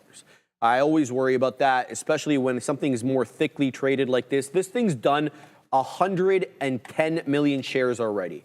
QuantumScape, that is. So we'll keep an eye out on this one. I traded it incorrectly. I'm positive on it, but I'm disappointed with how I execute. Adair has breaking news at the big desk. Watch out here for CORZ. So this is already halted. This is Core Scientific. CoreWeave, so not to be confused here, CORZ, Core Scientific. CoreWeave, CRWV, apparently in talks to buy the company, as reported by Wall Street Journal. So again, CoreWeave dropping here, Core Scientific, CORZ popping after Wall Street Journal reports that CoreWeave is apparently in acquisition talks with Core Scientific. CORZ is the name of the small cap ticker that is running and currently halted. Back to you. That Adair, interesting one there. I've got it up on my screen. So the company is just a little bit less than 4 billion, 3.955 billion. It's traded about 510 million shares today. CORZ is the ticker. It just jumped up from $12 or $11.90 something to $13.28. Now, usually there's a reason for that because there it is. Well, you have to look at the buyout price. Let's find out over here what the buyout price is. I don't see it. So, yeah, I don't have it quite yet. Usually when it jumps up like that to a specific level, it's because it jumped up near the buyout price. So we'll keep an eye out on this one. Great call out, Adair. Thank you for that. We'll keep an eye out on CORZ. What do you got, Joseph? Yeah, let's go Tesla. I'll keep that to myself. All right, let's see if we can break that out. See if we can break out. We're starting to head in towards some resistance, but we just got to keep an eye on the volume. If the volume doesn't start to pick up, then that could be a liquidity grab. So I want to read a comment that someone here in the chat said. So beyond their control, I agree with this. I like that you pointed this. The exchanges and the market makers are the Bitcoin manipulators on the other side, keeping pumping and dumping just to churn the book and burn the leveraged traders. Yeah, I agree with you. And then once they've absorbed enough liquidity, then that's when they make that move, all right? And then even on the way up, they'll just continuously liquidate all those leveraged individuals. And then that's where you get those big time squeezes in Bitcoin. So I agree with what you have to say there beyond the control. And very valid point. Thank you for mentioning that. Go, Tesla, go. Let's see if we can get a move. One thing to note, again, so when we're trading these names, we've seen the move that the Nasdaq and the SPY put on. We've seen it in the likes of Google, Amazon, and there was some strength displayed earlier in the day in NVDA. But Tesla was not participating. So one thing when I'm starting to, and this is from my perspective, so this can be totally subjective, but if an underlying isn't participating with an up rally, but on that pullback move, that's when you can see the opposite party, the bears, start to step in, and it would be easier for them to sell these stocks. So hopefully we can get a move. I mean, we're getting a big pump in some of the names, but that's just my thinking. If the Nasdaq were to continue to sell, then or head back towards the volume weighted average price, believe that you're going to see some more selling in the stocks that weren't participating in the upward rally, all right? So just keep that in mind. That's just something that I've observed, and I think it comes into play more often than not, all right? Guys, there's a reason why some names won't be participating on rallies, and then you have to think the opposite end of that, and I think that's going to be that bearish outlook. So what caused the big spike in Tesla? I'm in a swing trade on this, Joseph Birch Music. This big pop, like from an intraday or from a daily? From a daily, last Sunday was the RoboFleet release, so then come Monday morning, that's when we've seen the stock start to move, and then after that, we've just seen the European sales down. Now you have people in the front office of Tesla that are now currently leaving as well too. So there's some multiple selling factors there. But what's going on right now, big pop. I don't know if I'm going to call a big pop because the volume hasn't really picked up how we would like, and nor have we broke through some key resistance zones. So that's my take on Tesla. Be patient on this one. Momentum picks up, Sharif. We got our eyes on the level 2 to see if the definitive imbalance on it. You can see we have our quote highlights. I see the imbalance change, the strength in the tape start to pick up. I think that breakout might come into play. All right, guys. I see the miners are moving. You guys are talking about Riot and Mora. I see you, Oleg. We'll keep an eye out here for what's happening with those. I'm seeing a price spike notification here for Mara coming in at 12.28. That was a little while ago. I'm not really seeing anything too great on it, but it is up 1.5%. Go ahead, Adara. Keep an eye here on Boeing. We have Fitch, of course, a ratings agency with actually not a bad note here on BA. They said the company's production gains are going to help stabilize the aerospace supply chain and support some recovery in late 2025 to 2026. They said they're seeing that 737 MAX output's going to be at 38 per month by Q3, and air travel demand may soften, but order deferrals are not expected. So kind of mixed a positive note here for BA from Fitch. Back to you. Miners might be moving on Core's news, says Darwin. Thank you for that. Didn't really keep an eye out on that, yeah, but that does make sense, actually, because that would be an adjacent look there. So, yeah, keep your eye on the miners. Just so I'll give you guys a quick synopsis of the miners right now. Mara up 1.6, CleanSpark up half, Riot up almost 2%, and Hut 8 up 4 2/3. So Hut 8 taking the cake, but Coinbase, no slouch either, baby. The $300, almost $400 name is up 4 3/4. So you're getting some mixed signals right now in crypto world with both Bitcoin and Ethereum down on the day, but some of these miners and obviously the exchanges as well, positive on the day. So keep your eye on the bunch, guys. Crypto in play, at least for the moment right now. Okay. Oh, sorry, Dave. Because we'll just pull up the Mara chart here. Yeah, so you can see that volume really step in there, Sharif. So a big breakout right there, but also the selling pressure is there as well, too. And we'll take a look at Riot here momentarily. Okay, so you have significantly stronger than Mara. The volume is there. Nice breakout through some key resistance levels. You're punching through the pre-market highs. You're punching through the post-market highs and heading into wise sessions highs currently right now on Riot. So good look there, Sharif. Zimbabwe, bro. What Zimbabwe? He's like, anyway, I'm not gonna say it, but all I remember is the Drake song or the what's it called? The Kendrick song about Drake. There, that's all I can hear when I read that comment. That's funny there. All right, guys. I'm keeping an eye on CYN. It's zigging and zagging. I mean, I'm not really inclined to jump into this. It is straddling VWAP. It's not losing the volume-weighted average price, which is funny. Because usually, you know, when you get like such an aggressive sell-off on an offering, you know, usually you come back at least close to where you opened up at, and that's not happening, at least for the moment right now with this one. All right, I'm in a new trade right now, VYNE. So this is the one that I was telling you guys about. It kind of has this very low-key uptrend that it's got. It's got support either at the 10 or the 20. So I'm in at $1.70. We'll see what this one does. Not overly optimistic about it, but it's got a good trend under its belt there. So we'll keep an eye on this one. But look at QuantumScape. I traded this like a schmuck. This one is headed above 7. It's about 2 pennies or 4 pennies, excuse me, off that high day, which is at 7.05 right now. So QS, QuantumScape, really a good look for this one to the upside right now. And there it is, 7.03. It could take out the day high. It's done 112 million shares on the day, even more. And the short float on it, well, this could be old, this data point. 17 2/3 of 387 million share float is actually board for short. So that could be 2 weeks old because the short data, or for the short sale data, is up to 14 days old, right? So sometimes we don't have the most accurate information, but we can kind of gauge whether or not it's heavily shorted or not based on that older information. So keep tabs on that.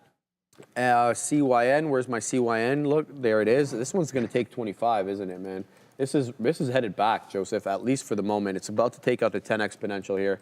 So, yeah, unsure how to execute on here. Yeah, so that's what I'm looking at the moment.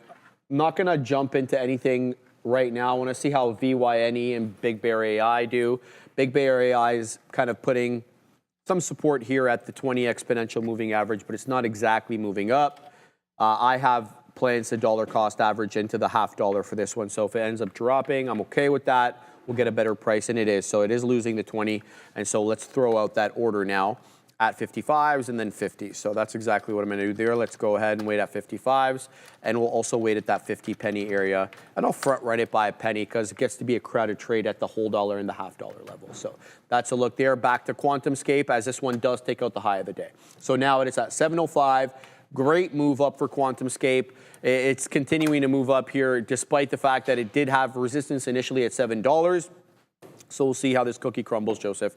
What do you got in your Yeah, let's take a look at Nike. We have earnings after the bell today there, guys. So we'll take a look at the expected move, but I seen someone in the chat mention it and just reminded me, we got NKE, Shreeth's favorite band, after the bell here today, guys. So a nice move through the intraday session. We presented what one of the analysts, he had some positions that he now so he sold some puts and he bought some calls just to set that calendar spread, collect some premium. But I think, is it the 57s? He might be a little underwater on those. We'll go over what that is anyways. But first, I want to take a look at the expected move here on Nike. And I believe it's roughly around 7.5%, a little bit lower than that, 7 to 8%.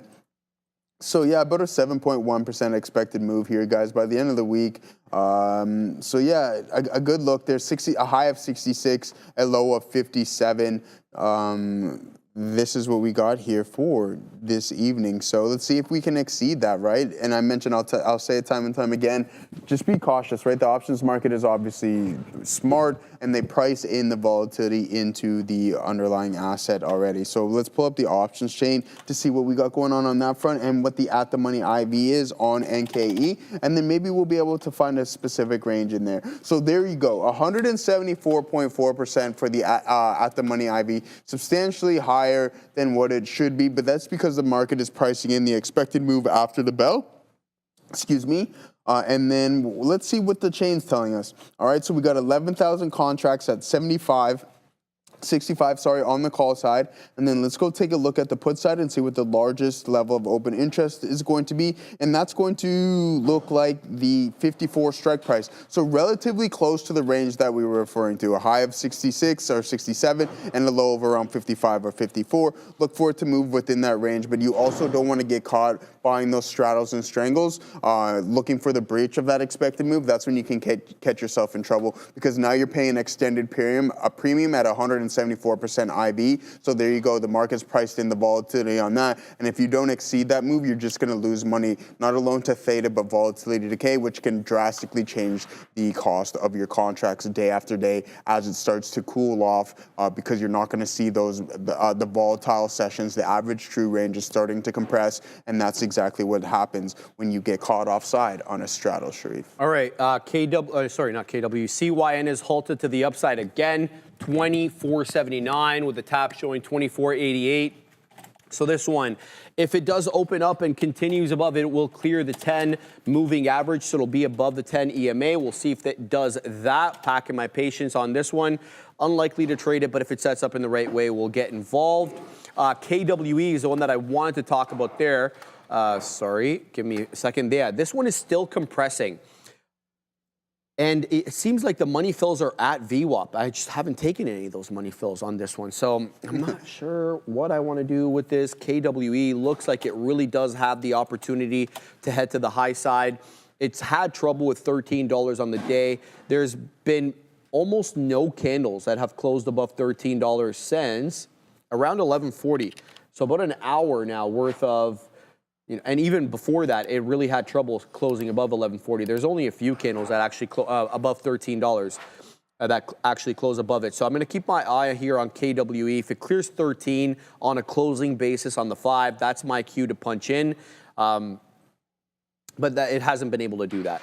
QuantumScape continues to make higher highs, guys. Where is that one? There it is. There it is. $7.10, clearing 7, by some distance now. The strength on QuantumScape continues to the high side, and we're not involved in it. 7.13 high. There it goes again. This one is excellent trade. 25% was running yesterday as well. And they're not really a small cap gapper. They've been around for a while. Whether they actually fit the definition exactly of a small cap gapper, that's not really what I'm saying. And what I'm saying is they're actually trying to solve a real world problem with an actual device, which is a solid state battery made of ceramics. I mean, they've been known in the industry for some time now. Yes, so that is the look. Now, Big Bear AI, we're long at 68. It's back up to 64. I had a couple of dip trades at 55 and 51, neither of which triggered. This one did, bottoming tail in the 56, so we were really close to getting filled there. Alas, we did not get filled, so we'll keep an eye out on that. VYNE is coming down into the 20 exponential, so it's decision time for me. It's found support here multiple times. Let's see if it finds support here again. I'm going to punch in here at 68 for a hold, and then I'll move my stop up into 64. So if it does lose that level, then I'm all gone with VYNE. Smaller position. So we'll go ahead and put it right there, right at 64. So we'll just go like that, and we'll give it all the way down to 60. So let's see if this one wants to pop up or what its situation is. CRML, the one that I've been trading, well, I traded right at the top of the show, continues to make higher highs and higher lows. 365 now, the high of the day on CRML. Looking great over here as a long. We'll keep an eye out on this one. It could be destined for 4. Also, CYN open again. Here we go. Above 25 it goes. Zigging and zagging up back 400%. Can it hold 25? And can it work its way back into highs? It's going to have a lot of bag holders. They're going to be keeping this one down. Let's see if we're able to get through them, Joseph. Above 26 we go. Not decisively, though, but yeah, quick wick above that $26 area. Let's see where this bad boy ends up. All right, beautiful stuff there, guys. Let me know whenever we are ready.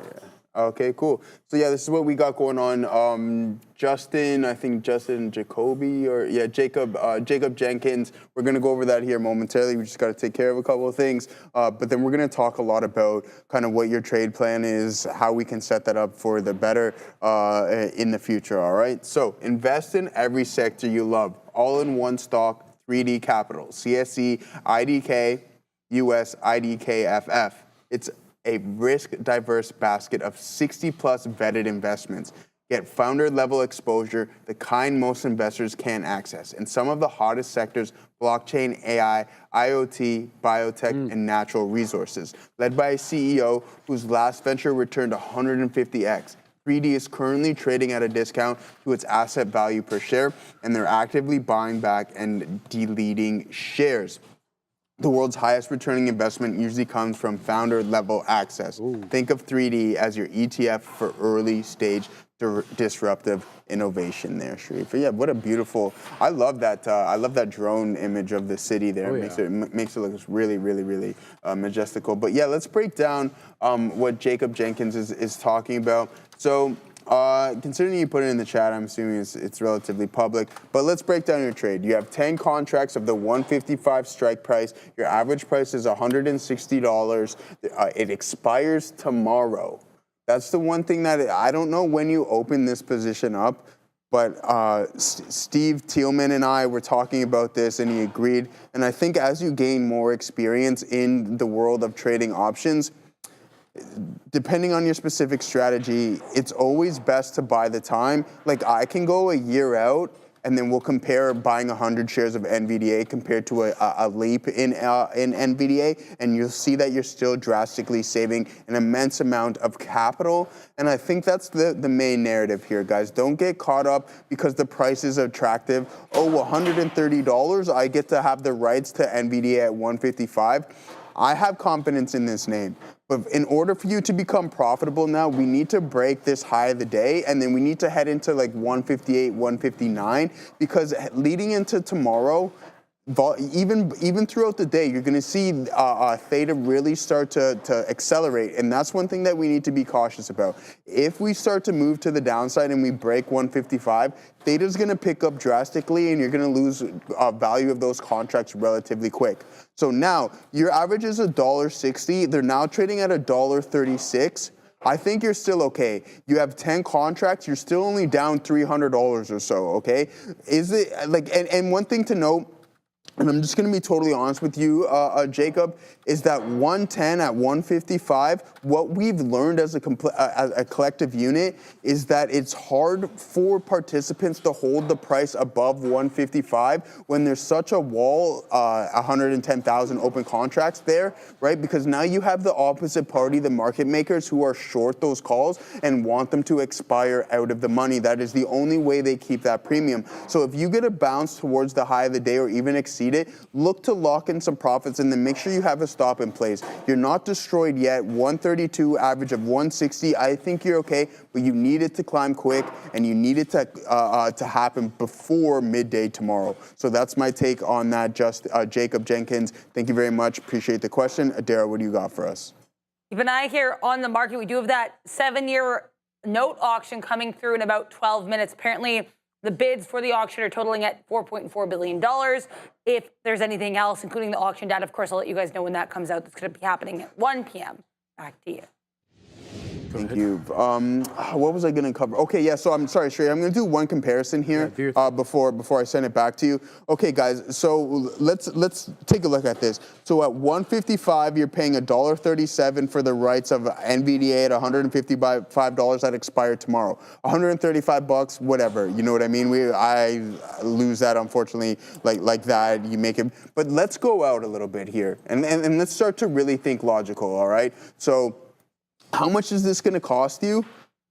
$2,100, okay, for a something that's going to expire 204 days from now, okay? It's going to cost you $2,100. So you get to have the rights to NVIDIA at 155 for $2,100. Imagine just buying 100 shares. So this is what I'm referring to as just buying time. Use the leverage correctly and just buy more time, because 100 shares of NVDA currently right now is going to cost you a significant more amount than what this $2,100 is. And that's what I think it's really important for options traders to learn, is just buy the time, because it's well worth it in the long run. All right, we're in CYCN at 39s here. We're taking prints to the high side. It's showing me 72s, but it's not filling me at the level. Let's see if we can advance a little bit more here on CYCN. It's above the 10 exponential moving average. It's defending 25 okay, but I think it may actually lose it. Let's say I put my stop just a little bit below 25 to give it a little bit of room. I extracted some profits on the top there, but was still in a precarious situation, looking for a nice spike to the high side here on CYCN, but that $25 level looks like it will give way with that buyer stepping in at around 5s or 4s, something like that. It's not really putting in the higher highs and higher lows that I'd be looking for. And there it is at 25 again, and there it goes. So we get stopped out for the remaining amount there on CYCN. A bit of a tougher trade here, so we'll keep tabs on that one. Keeping an eye also on Big Bear AI. Where's my trade on Big Bear? So what do we got on Big Bear? We got 62s now, because we got that fill at 50s, or 55s, excuse me. So let's set up now at 65s, and we'll layer some orders. I'll look to defend this into the volume weighted average price on BBAI. Also keeping an eye on QuantumScape, as that now is at 721. So this one on the warpath to the high side right now. QuantumScape, fantastic look on the day. Keep your eye out on that one. That's this one over here. Just printed 721 high.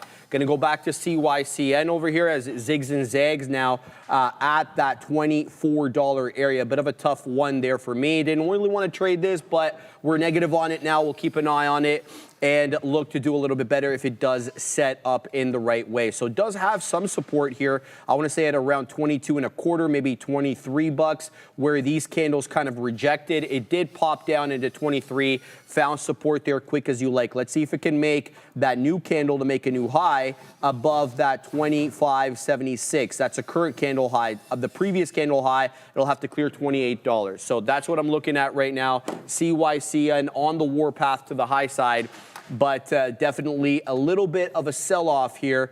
I'm talking locally, obviously, from the top where we sold off aggressively. I'm talking about that $28 area, a bit of a sell-off there. So tough one, but we'll look to do a little bit better. So CYCN in focus, but QuantumScape is all the hype right now to the high side, taking out levels again on this one. Beautiful look today on QuantumScape. Let's flip back to Big Bear over here, see what this one is up to. Where's my Big Bear trade? There it is. Still waiting for a volume weighted average price retracement. Looking to basically work my way into this one. Not aggressive all at one time. VNE as well. Keeping an eye on this one. This one's coming into the volume weighted average price, but I will stop out if it does lose VWAP, because this one's shown its propensity not to respect VWAP at times. So I don't want to base everything on the volume weighted average price and then end up getting hit on this one. So we'll keep tabs on that, keep tapped on QuantumScape, and we'll keep tabs on CRML. Those are all ones that I'm looking at the moment. So not much else to report, guys.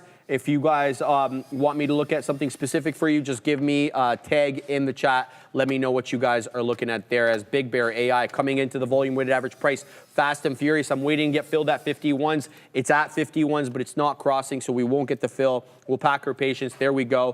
It's down into VWAP now. Now make or break time for Big Bear. We'll see if this one can hold at the volume weighted average price. But look at CRML. My goodness, this thing cannot have a sell for its life. 375 at the high of the day right now. Great look right now for CRML. It's not the biggest percentage winner on the day, certainly, but it's definitely got one of the better patterns I'm seeing here, Joseph. All right, yeah, guys, let's take a look at the top performing sectors here on the day, as we usually do. So, leading the way, that was in the dumps for the past couple of sessions. That is the energy sector. We're up about 1 2/3 there.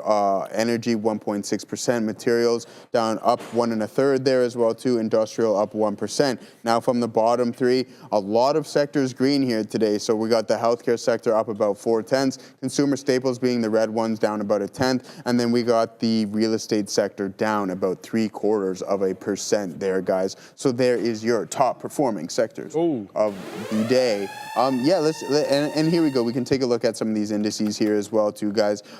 Year to date, we got the Nasdaq up 13% on year to date. That is, Sharif. The SPY up 12%. The Dow 10.7%, and the Russ up 7%. I mean, at least it's positive there for small cap land over for you there, Sharif. So yeah, good luck. Riot starting to put in a good signal here, so we'll keep an eye out on this one. It sustained that move, but just be cautious of what's going on here, because that's a nice inverted hammer with an isolated volume print as well. So maybe that breakout won't be sustained, and then maybe you get a move back in towards the volume weighted average price. But just be cautious on that, because you can see that this was a relatively strong name, and if it blows through past that high, give yourself a little bit of room, and then just get out of that trade. But yeah, let's go Tesla. What is Tesla up to? Not too much. We're still sitting in this here, guys.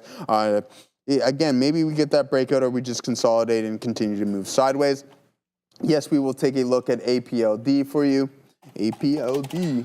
Applied Digital, yeah, a nice move and another breakout here. So the volume stepping in, this is exactly what we want to see with genuine breakouts, and that move is being sustained. Let's zoom out and see if there's any key resistance zones that we need to keep an eye out for. We've already broke through this pre-market low, holding that relatively well. Next target is going to be the top end of that range, around that 1050 level. So keep an eye out on APLD. See if that momentum can be sustained there, Sharif. And as we get closer to the afternoon rundown, I want to remind everybody the new way to vote is the $ and the ticker of your choice, whatever that could be. If it's a 3, 4, or 5 letter ticker, go ahead, throw it in the chat now. It automatically populates, right, guys? We're good to go. It's the program's running. I appreciate that, Fabian. So get your votes in the chat now so we could have what you guys want to talk about on the afternoon rundown. I'm sure there will be a lot of overlap based on what the big boys were trading, what we're trading, and what you guys want to see. So go ahead, throw that in the chat. Now, there you go. There's Fabian. So there you go. As soon as you throw in a ticker, it's going to populate on the screen there. My man's been hard at work with this one. There you go. We got Emma voting. Mega, you got to throw in the $, my man. Scott Williams, you need to throw in the $, my man. No, Adam, Sharif is not a ticker, but thank you, my man. There we go. Throw in the $ before your 3, 4, or 5 letter ticker. Appreciate you guys participating. It gives us, a nice focus on what you guys want to talk about. And there it comes. There's the flood of votes. So get your vote in now, guys. You can vote basically from the beginning of the show till when we go off the air. Well, we're not off the air. When we send you over to the Big Kahunas on at around 2 o'clock. So that's about an hour from now. So make sure you're getting your votes in. Yes, and I see all you guys coming in fast and furious with the voting, and more pleased I could not be. I do appreciate you guys participating in this. It certainly makes things a little bit better over here. All right, we're taking a print there on Big Bear. to the high side as this one does find some support at the volume weighted average price. Can it pop up? It just popped up above my order. I didn't get the print. It's got a cross though, so we'll keep an eye here on the Baird one, possibly a nice move to the high side. Also VNE involved in that one, looking for prints to the high side on that. Seems to have found a little bit of support here at the 20 exponential and trying to break back above that $1.70 area. So we'll keep tabs on that one as well. Yeah, let's go back to Big Bear, see if we can continue on our way up. Big Bear is below the 10 and the 20, and we just kind of got a negative cross right there with the 10 overlapping with the 20. So you don't want to base too much on a mechanical system on a 5, but it is something that I need to concern myself with, especially with a seller there of note at 61s that we can't seem to shake for whatever reason. So we'll send it to Adara, and we'll see if we get the fill when we get back. As we were here, White House Press Secretary Caroline Leavitt starting to speak here at this press conference at 1 p.m. We're also waiting here on the 7-year note auction. If I have any details, I'll let you know. But just a reminder of what's to come in a couple minutes. Back to you. Thank you. Thank you for that. Adara, anything else you want to touch on? Yeah, just looking here at Big Bear, posted at 63 and 65, showing me 63s on the bid side, or sorry, the ask side of the level 2. So that's what I'm really focusing on right now, VNE and Big Bear. I'm also interested in CRML, this one coming down with a bit of a sell candle there, but funny enough, still above the what's it called, the 10 exponential on the 5. So let's see if this one wants to give up the ghost at 360, because 360 is where the 10 EMA is. I think I'm going to weasel into this with a super tight stop below that area. So we're going to go 358, and then we'll give it to there, and we'll see if we can get something possibly to the high side here on CRML, because it's just been really strong. So that's my look there. Let's see back Big Bear. Big Bear is really popping up now, showing me 65s. That's what I'm waiting for. I'm waiting at 65. Let's go. There we go. Now we're getting the fill. Now we're going to wait at 68. Oh, no, can't wait at 68. That's crazy. We got to wait at 69. All right, so then we're posting orders here. We'll see if we can get a nice pop on the Baird one to the high side. Big Bear AI, multiple day play here, so keep your eye out on this one. We'll see if it ends up getting me in trouble. Oh, there it is. Get it, Katina, man. So we'll keep an eye out on this one. Big Bear AI, 67s now showing, so good recovery off the volume weighted average price. We have 53s on at the moment. Dollar cost average, as I told you guys exactly that I would do, into the volume weighted average price. Some of them you can DCA into confidently, some of them you can't.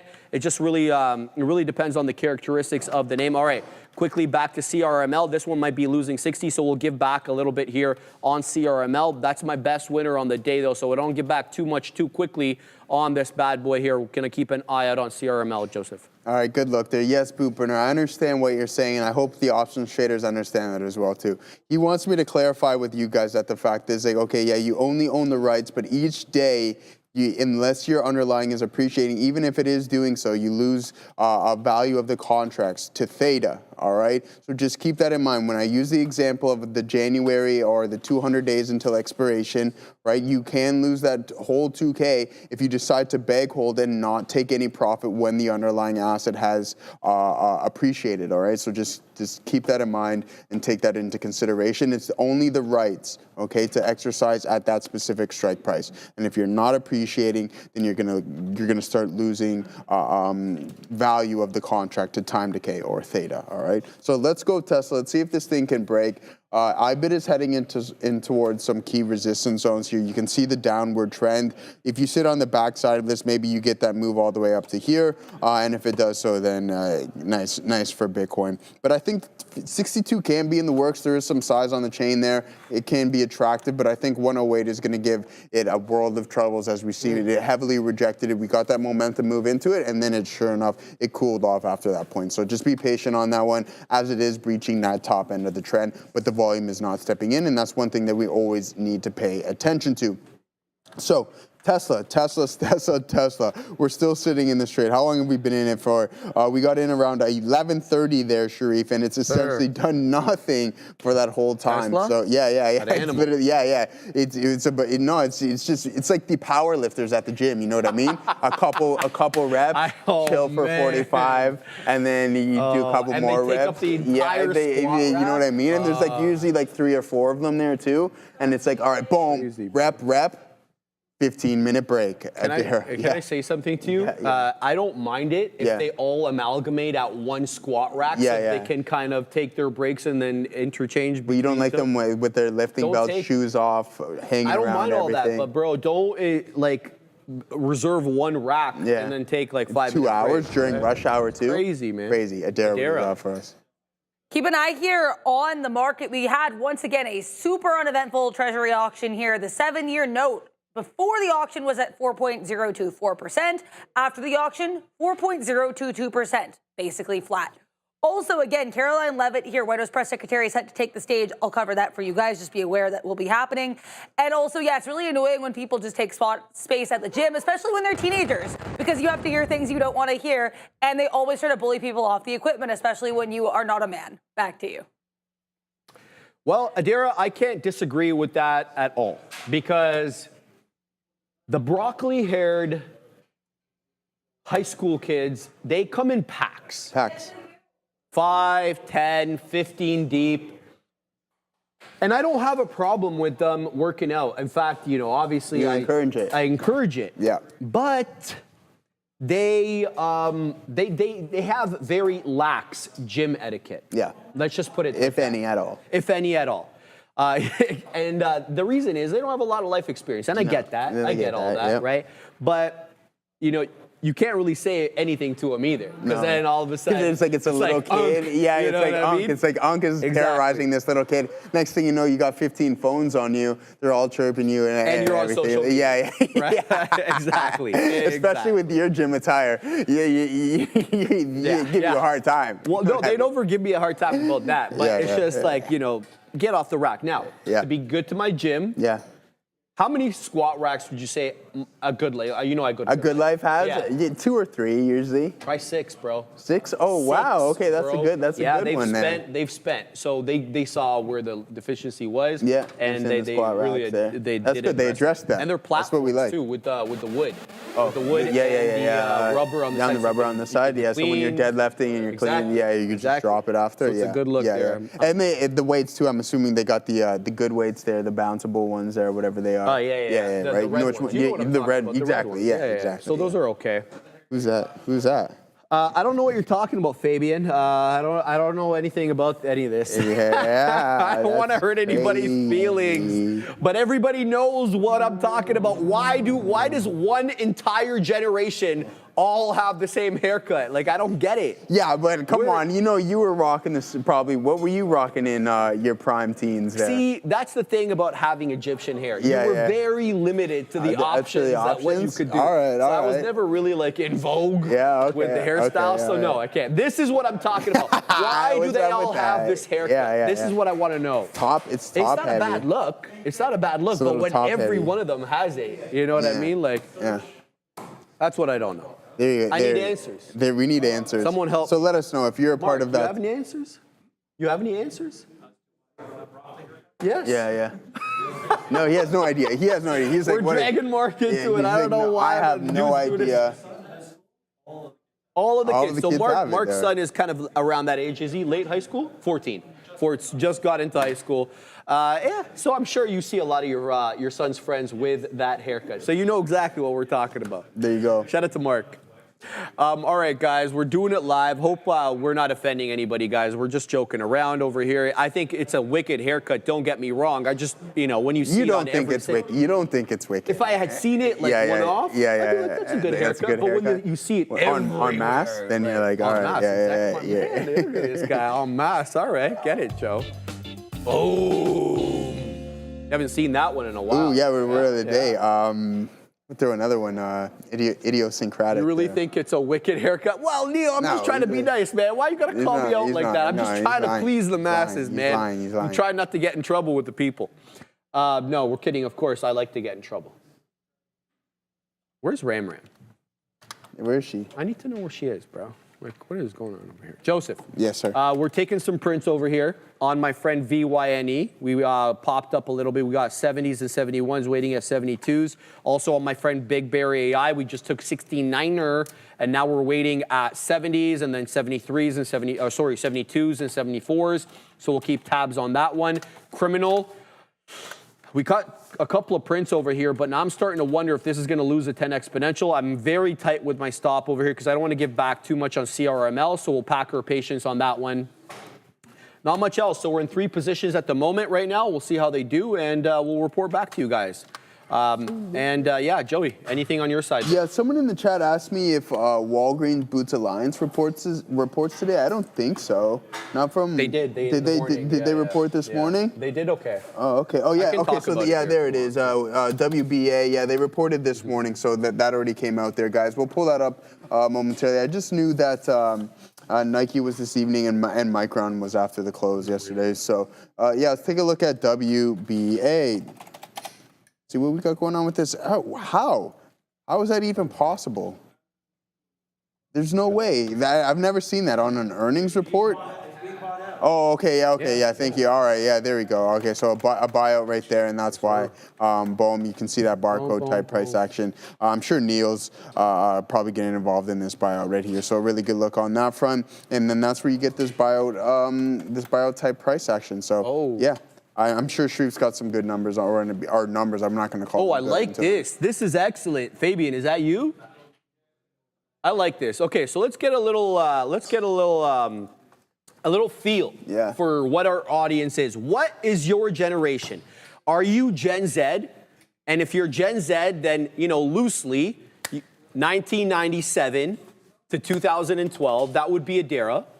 Millennials. 1981 to 1996, that would be you and I. I'm born in 82, you're born in 92, so we both fit that. Gen X, 1965 to 1980, that would be the big kahunas and Brendo. And then Gen Alpha. I don't know if Gen Alpha watches us, they should be in school.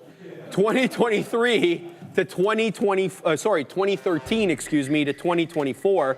Let's go ahead and hit millennials. What do we got? So we got both. We got millennials and Gen X right now, kind of very, very close, 46 to 41%. So it's mostly millennials so far, but X not far behind at all. So guys, get those votes in. Let's see exactly what we are, who we have as our audience right now.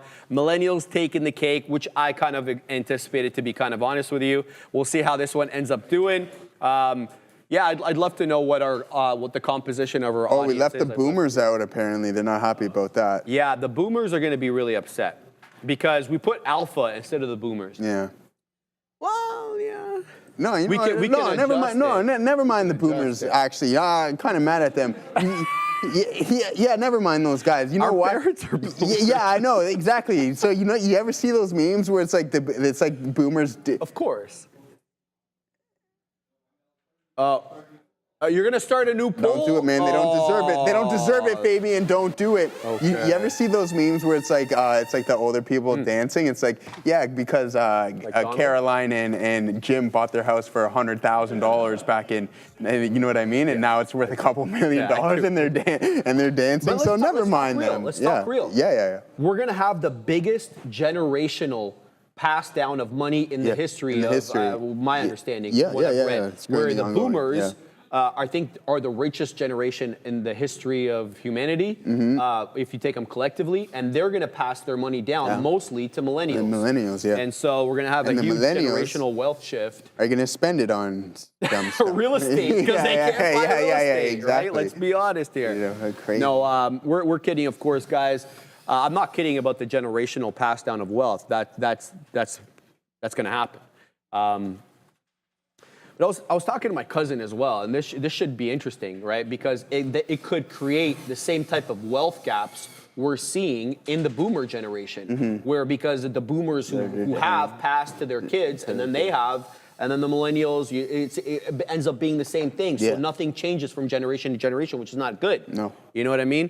So we definitely need some, economic stimulus that helps propel that generation on its own. Did I get stopped out of criminal? Oh, well, bad word, because it's going to head back up here. So I think I'm going to punch back into this. So criminal, we got stopped out of that, but we shall keep a lookout there. Big Bear AI, we're taking a bunch of prints here. I don't know. There was this guy in the chat that kept talking smack about Big Bear AI. Where are you at now, bro? Because it's like 2 pennies off the high of the day. So I don't know if this is a sewer stock like you kept saying. And here we go. We are now 1 penny off the high of the day. So Big Bear AI heading up well. So we'll keep an eye out on this one. What are you sending me here, Fabian? I didn't even see it. Let's have a look. Let's see what the Chile Nightmare is sending. Look up the same house today. Absolutely, dog. No question about it. Fabian sending me pictures of houses in Toronto that would go now for, $2.5 million, because that's regular, for $84,000 and $82,000. In what year? $38,000. In what year? You want to know the exact date? Yeah. Because I think the newspaper article actually says the exact date. Give me a second. 1973, September 1973. Yeah, that's pure criminal activity. I mean, what it is, man. Well, it's not really, but I mean, good on them. Hopefully, you had the ability to do so. But the dollar went a lot farther than what it did. Goodness so gracious, did it ever, man? Right. So yeah, it's not your basket of goods. I don't think it's the best thing to have generational real wages. Sorry. All right, Big Bear is taking out levels, guys. 580 now, the high of the day on the Baird one. We've got 51s on. We still have some shares here, so we'll look to take out some next at 82, and then we're going to wait at 88. So the Baird one to the high side here, Big Bear frickin' AI, looking at taking out the high right now. Again, just printed a new high of the day, 580. Let's keep a tab there. It's showing me 82s. I'm waiting at 82s. Let's see if we can get the print. Big Bear AI, baby. Headed to the high side. A beautiful chef's kiss bounce off the volume weighted average price, and it hasn't looked back, at least not for the moment. So let's see if we can take out that seller who keeps posting here at 82. A big block seller. It looks like we can't really shake him for the moment, so we'll keep tabs on that. But good look here for Big Bear, right into the high of the day. Again, it goes. So we'll keep tabs on that. VYNE, we still got that trade on, Joseph. Keep tabs on that. Oh, we got a super chat over here. Shout out to my man Bovin. Shout out to Trump's tariffs. $10 super chat. Thank you very much, my man. Joseph, this is for you. Lost $1,000 on CYN. I'm still smiling because of Trader TV. That's just so kind of you to say. I'm not happy, obviously, that you lost money. I'm negative on CYN too. It's my biggest loser on the day, and it's the only reason I am red on the day today. And this will be my first red day in 2 weeks. So we'll take it, and we'll take it on the chin as a result of CYN, and that's just the way the cookie crumbles. CYN? Just for you there, TTS. No, I appreciate it, brother. I mean, I'm sure you've been trading for some time. I see you in the chat all the time. And it's probably not your first $1,000 loss. It's probably not going to be your last one either, considering if you're swinging size. So, yeah, obviously, I'm not going to apologize because that's, again, it sucks that you lost that. But the best thing we can do as a collective unit is just learn from our mistakes and then move forward. It's now in the past. You've seen me lose plenty of money here on the show as well, too. So, yeah, our job here is together. It's like, all right, bro, we lost that money.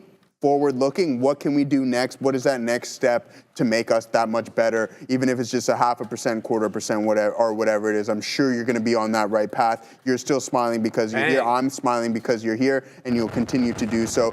I think you know what you're doing. Like I said, not your first one, probably not going to be your last. And because you're swinging size, I know you're in the right position there, brother. So things happen. Trading happens. It's the path that we chose. We're forward looking. We're going to try to keep that strong mentality, that strong mental. It's already in the past. We're forward looking once again. Good look there, TTS, brother. All right, I'm going to do the news. Do you have anything before I weasel? No, I'm still sitting in this Tesla trade. So yeah, we'll monitor this throughout the day. If it decides to break out, then we'll cover that for sure. But let's hop into some news because I have some interesting notes as well too, Sharif, that we'll most definitely touch on. All right, we'll talk about Micron first and foremost because this was a great earnings report yesterday. Now, it sold off a little bit, and I don't think justifiably so, to be honest, but that's the way the market is. Assassino, can we come to my screen?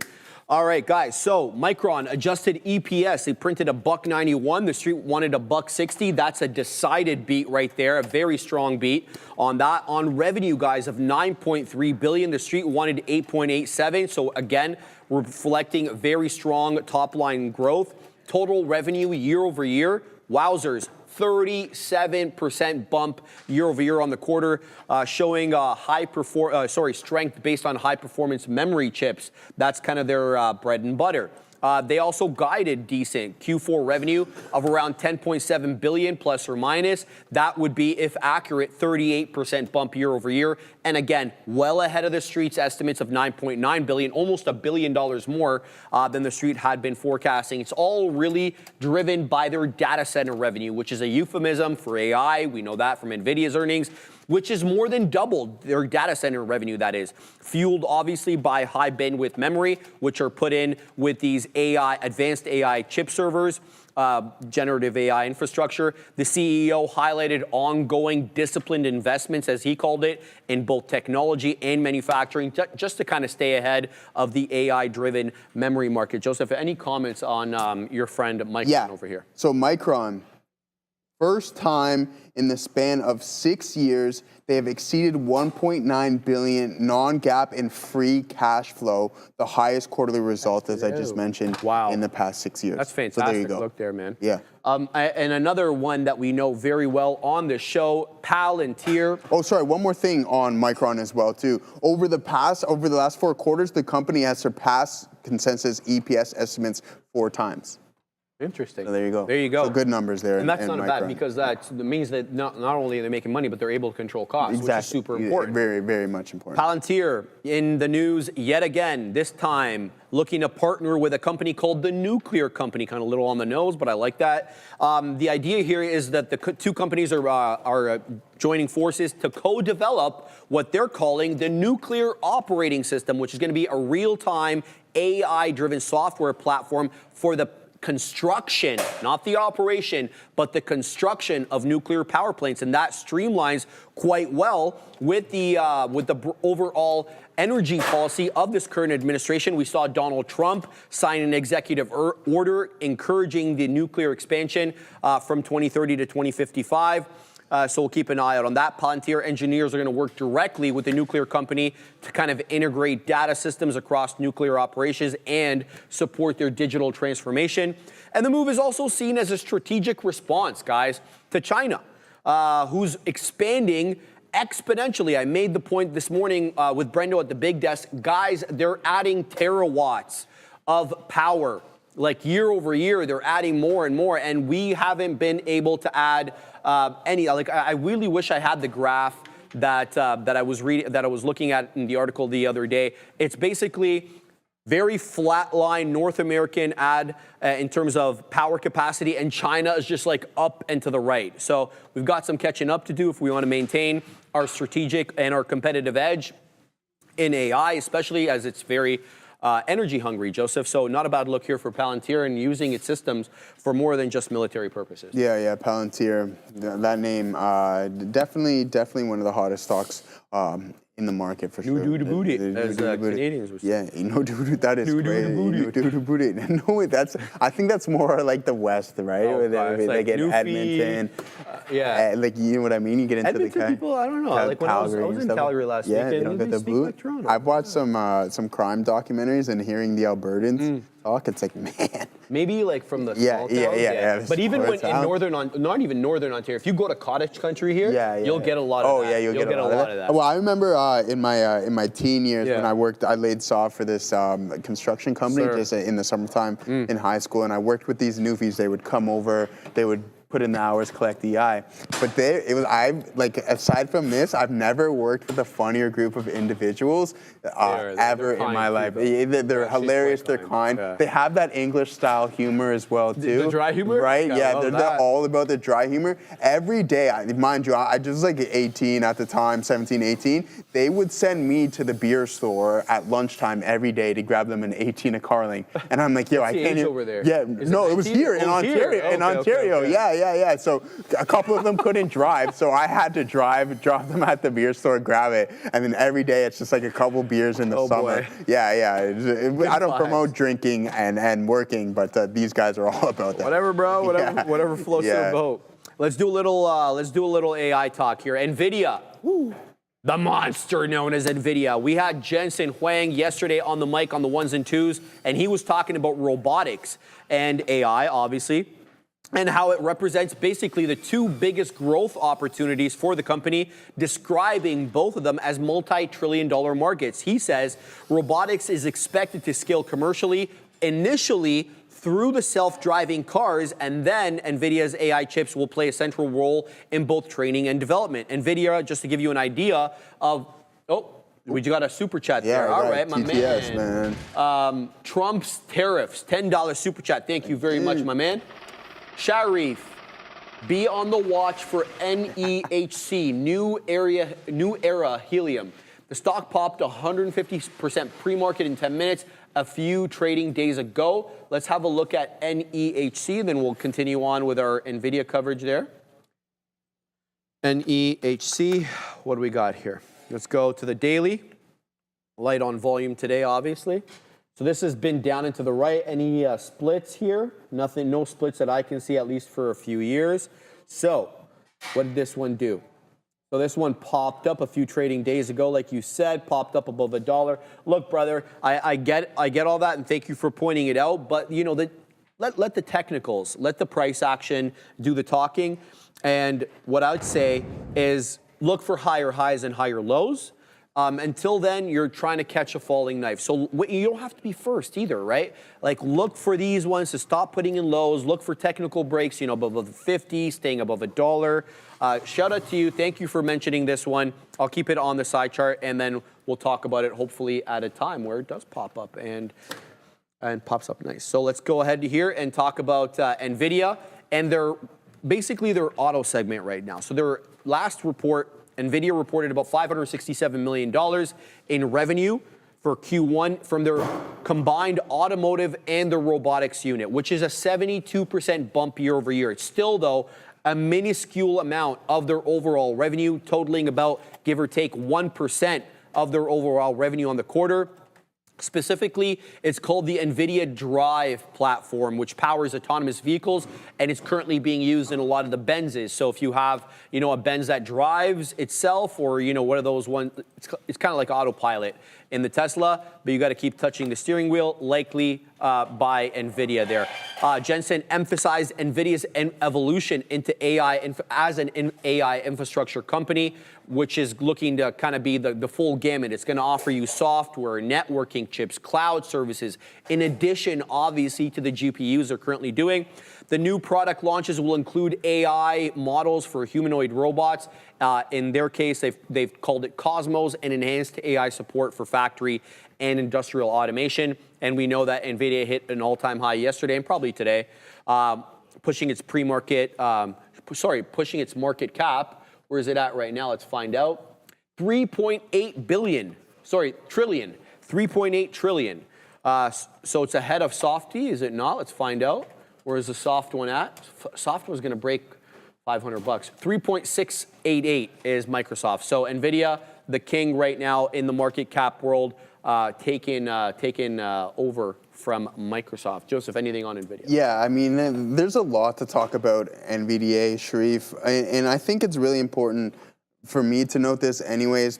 And I'm going to ask you this. Do you think that this AI capital expenditure is slowing down or accelerating? Well, let's just go with the numbers. Let's just look at the numbers instead of trying to guess. Exactly. It's accelerating, exactly. And now, even with the landscape being even more competitive, and now that we have that NVDA can expand to more countries, I think there's going to be a massive acceleration that we haven't quite yet priced in, even with the example of the Gulf states and everything. So I don't think this CapEx is slowing down anytime soon, especially how competitive this race is, and you have the hyperscalers going head on against each other right now. And let's bring in another kind of angle to this. If your friend Donald, makes peace with his boy Xi, they're born one day apart, by the way. Oh yeah. Yeah. So there you go. They should be friends then. Yeah, and they like each other. Donald makes no bones about it. He likes Xi Jinping, right? If China and the U.S. kind of figure out that trade situation, all of a sudden NVIDIA is able to send their GPUs and their advanced AI chips back to China and not have to take a $5.5 billion hit. I think we're going to see even more top line. Well, the America won't let them sell like the Blackwell. You don't have to be the Blackwell, yeah, just those secondary chips, those H20s. Yeah, I totally agree with you. But from a CapEx standpoint, I don't think we're anywhere close to being done. I think we're still in such the early stages of this AI race that eventually it's going to continue to accelerate, especially when you have the likes of Meta, NVDA, Microsoft, Google, Apple, all going head on, and these guys have essentially unlimited cash. Watch out. You're going to see some big time moves in some of these names. All right. Thank you, Gaze Ent. That's the second super chat, my man. You just dropped 2. The guy is dropping cash in the chat. Can we get a look at Amazon, please? Give your guys, or please love your guys' knowledge. Thank you very much, my friend. Appreciate the nice words there and the nice comment. Let's have, you want to look at Amazon for him? Yeah, absolutely. Are you in a trade? Because I'm in a trade. But no, I was just reading some things in the chat. I can go over Amazon. Sure. We love Amazon. You know what I mean? Katina Man, #1 customer right there on Amazon there. Marissa Katina's #1 customer. Tell the people they didn't hear that. Tell the people, Katina Man, $300 already on Amazon. I'm telling you, this guy is. Get the notifications on the phone. Is that how it happens? Yeah. If anything, they should be paying Katina Man because of how much he uses. Are you kidding? The Katina Man spent over 20 grand last year in 2024 on Amazon. Katina Man, we're 6 months deep, almost 7. Yeah. Is it going to be above or below? He's going to have to look it up. He's going to find out. He's going to find out. He's that #1 customer over there. We Take a look at Amazon. Yeah, we got Amazon right here. Sharif, so we got that big breakout here, the volume supporting it. We now kind of consolidated, but now we're starting to form that bull flag and heading back towards the top side. You might break here on Amazon, and I talk about the laggards, right? Playing catch up, Nasdaq all-time high. What does that mean? Essentially market breadth, but NVDA putting an all-time high. We're still down about 10 or 15% on Amazon, Google, and Apple's like closer to 20%, I think 16 or 17% there. So if these guys start to play catch up and move for that all-time high, watch out. Once again, Alexis on fire. This market can really, really start to get moving, and I think 218 is going to be a pivotal moment. You break through that resistance there, 218, you get the retest of that specific level. Amazon, all-time highs. That's the big spy. Yeah, in a while there. So there was this individual in the chat. I'm just trying to find him here because he was challenging your assertion that AI spend is actually not b-balling. B-balling. So b-balling, you're saying that it's not accelerating. So b-balling, I'm not challenging what you have to say. I disagree with you, but show me your sources, my man. If you can tag myself or Joseph in the chat, because if we got it wrong, I'd like to be able to correct myself on the record here. So show me what you're looking at or your source or the data that is showing you that AI spend is decelerating. Because if you look at it based upon AI spend by the hyperscalers in 24, there's no question that the amount of money they're going to spend in 25 is markedly higher. The question that remains is a 26 spend going to be markedly higher? So if you have that information, my man, just tag Joseph or I'd love to be able to engage in a civilized discussion, obviously, with you. And if we're wrong, we'll admit we're wrong. Hold on, Sharif. There we go. I found it. There's my notes. Microsoft, Amazon, Google, and Meta, and let's expect combined spending by those 4 alone to top $345 billion this year. That is up 41% from last year. Okay, so what he's saying is over here, chips were front-loaded into tariffs, and that we've heard a lot about that point made, especially with respect to retail spend and things that had to come in from overseas. We heard that argument being made multiple times, but the fact of the matter is that hasn't panned out. Go ahead, get it, Katina Man. It was just 7K. 7K so far? No. Last year. Last year. My bad. That's still a lot, bro. My bad. Do you own Amazon at least, though? He owns the entire market. Yeah, come on. This guy, that was a rhetorical question, man. Come on. All right, let's get on to Meta, because this is a very interesting decision. And Meta's having a fantastic day, by the way. So it's the #1 Mag 7 name on the day, and here's why. U.S. District Judge Vince Chhabria ruled in favor of Meta, stating that using copyrighted books to train their AI model Llama qualified as fair use under U.S. copyright law. The court rejected the author's claim that Meta caused market harm, which is the legal standard, finding their arguments unconvincing and half-hearted. Those are the judge's words, not mine. The lawsuit here against Meta was brought by 13 different authors, including Sarah Silverman, who we know, the comedian, who argued that Meta used their books without permission for AI training. The judge noted, though, that the authors failed to prove that Meta AI caused material financial harm to their work, so he dismissed their claim. Meta, for their part, in their legal argument, they said, look, it's copying. The copying was for informative purposes essential to training open source AI models like Llama. The ruling is, though, not broad-based. Here's what I mean by that. I just got stopped out of VYNE, by the way. The ruling is not broad-based. What do I mean by that? So it applies only to the 13 authors that brought the suit against Meta. It doesn't give Meta a blanket shield for all future AI training lawsuits. The judge clarified this decision does not mean Meta's practices are lawful in general, and more lawsuits could follow. Earlier this week, Anthropic had a similar defense that was partially upheld in their lawsuit, but the company must still face trial over the alleged book piracy. Rulings suggest courts may support fair use for AI training, but not if data was obtained through illegal means. That means if you downloaded the PDF file without paying for it and you trained your data or your AI model on that, you might be in for some trouble. So I guess that's kind of what it means there. This is very interesting because we've seen a very similar case, I believe, between either the Wall Street Journal or the New York Times, one of the two, and OpenAI. And this goes way back to, I think, early 24, early 23, mid 23.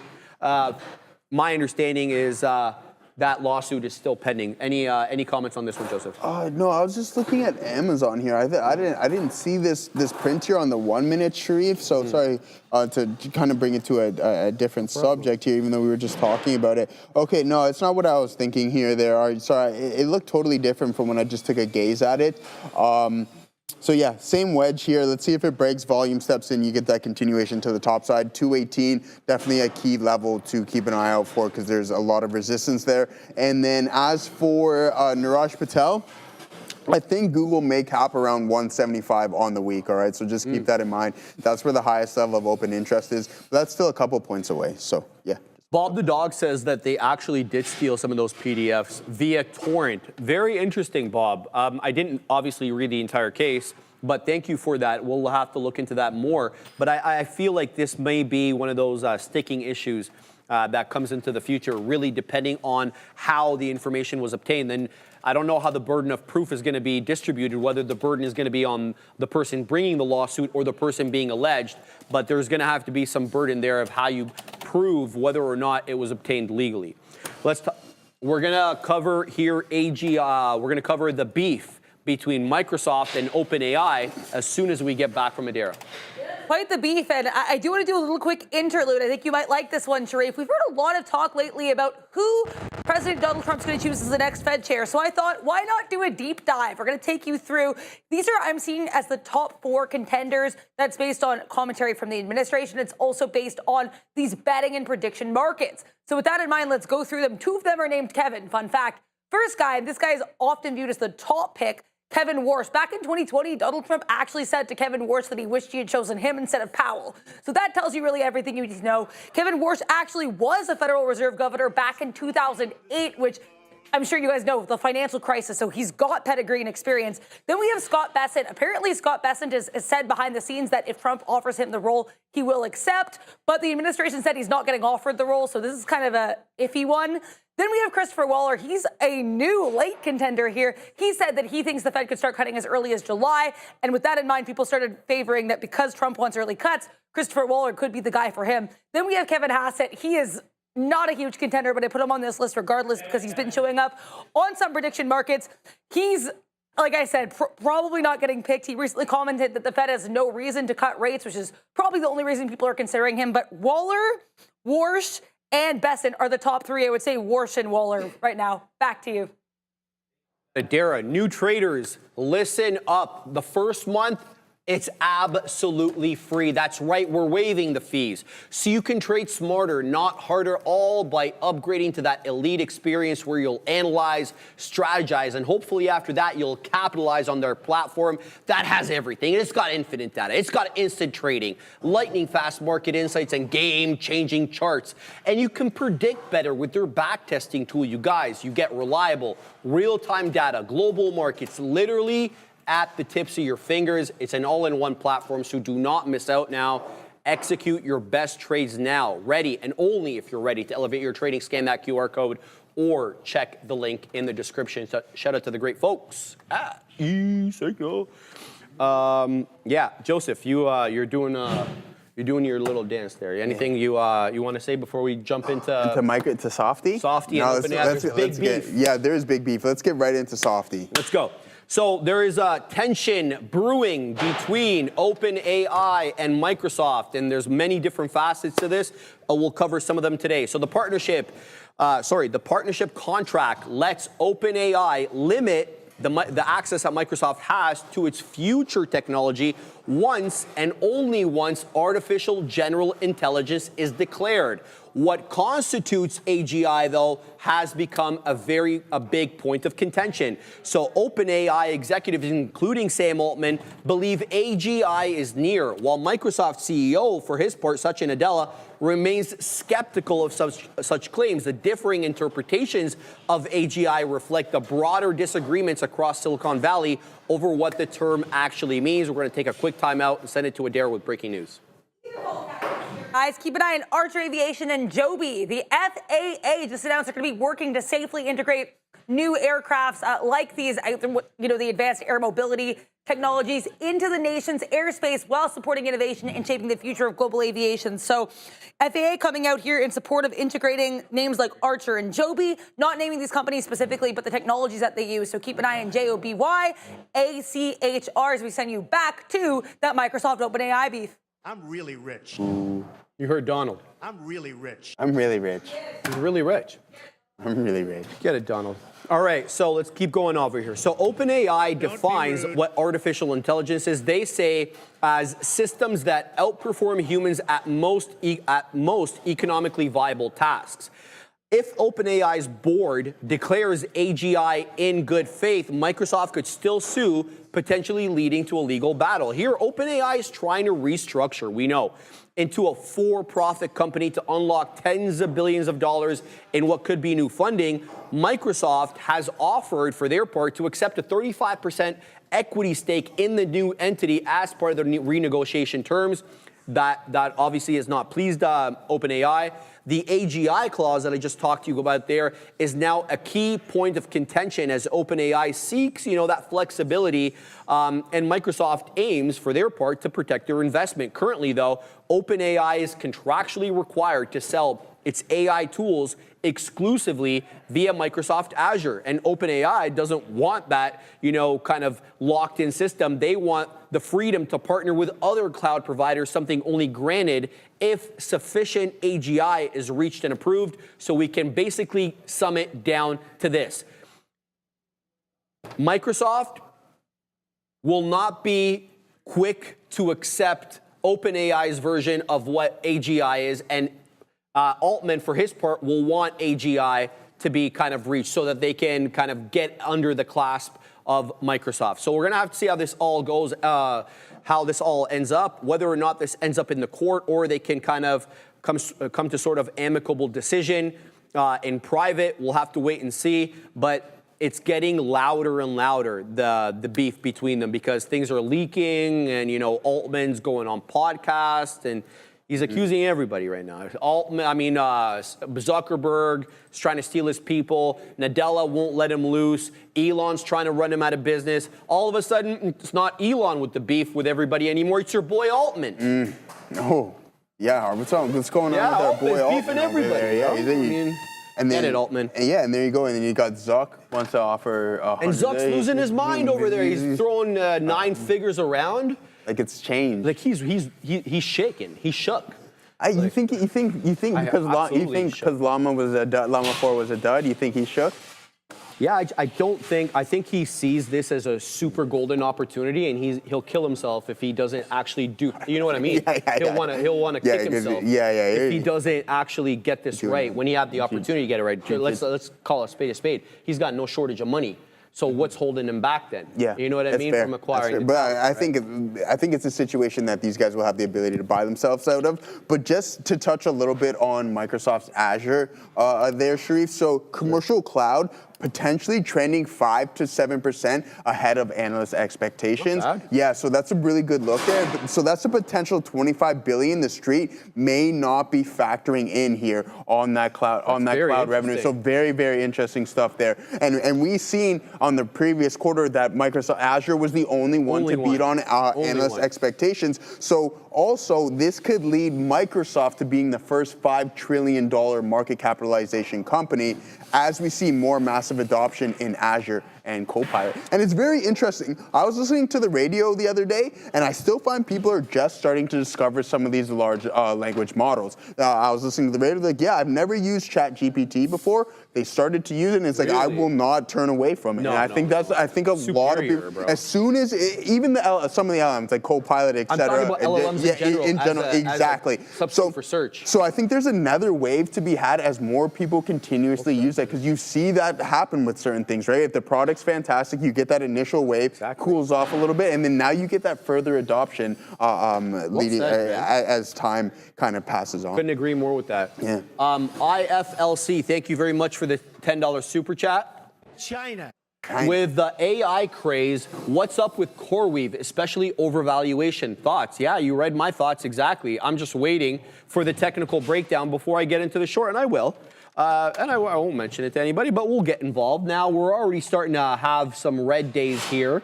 I'm going to wait for a 135 or a 140 loss there, because there's an obvious level of support at 140. But CoreWeave, look, I have the notes on this. I don't have them currently at hand, but if my memory serves me right, basically, they make about $5 billion a year in revenue at most. Okay, it was like 1.25 per quarter, 1.25 billion per quarter. So if you just give them the benefit of the doubt, let's say 5. So, you know, the valuation here just doesn't hold any water. It's a great company, but there's also that cyclicality to it, that kind of, how am I supposed to say this? Nvidia is invested in this company. They have a large ownership stake. They're also selling their GPUs to a company that they own. I'm not saying that it's a closed circle where Nvidia is selling to themselves. That's not what I'm saying. But, you know, at what point does this become kind of self-serving?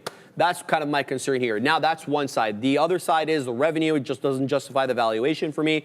So I don't know how I feel about anything over maybe 25, 30 times PE. And where's it at right now? It's minus 56.9. So do you have anything to say about CoreWeave? CoreWeave? No, other than hopefully it sells. Okay. That's all I got. That's all I got for CoreWeave, man. Sorry, but one thing, I was reading something in the chat there. Yeah, okay, there we go. Fabian. Yeah, Fabian, he's cooking up there, eh? I hit the. Why is it so hot in here? Stop, yeah, you went up there, bro. I didn't touch anything. I promise you, I didn't touch anything at all. I swear to you, I didn't touch anything. This guy's crazy. It's hot in here. But Sharif, what I wanted to say is Susie in the chat. This guy turned the air down, the air on. Well, it's hot. I didn't touch it. I promise you, I promise you, I promise you. It's so loud today. It's really frustrating. Yeah. Susie Fox says she has never used ChatGPT. There you go. Now you can go and try. Let's get to the next topic.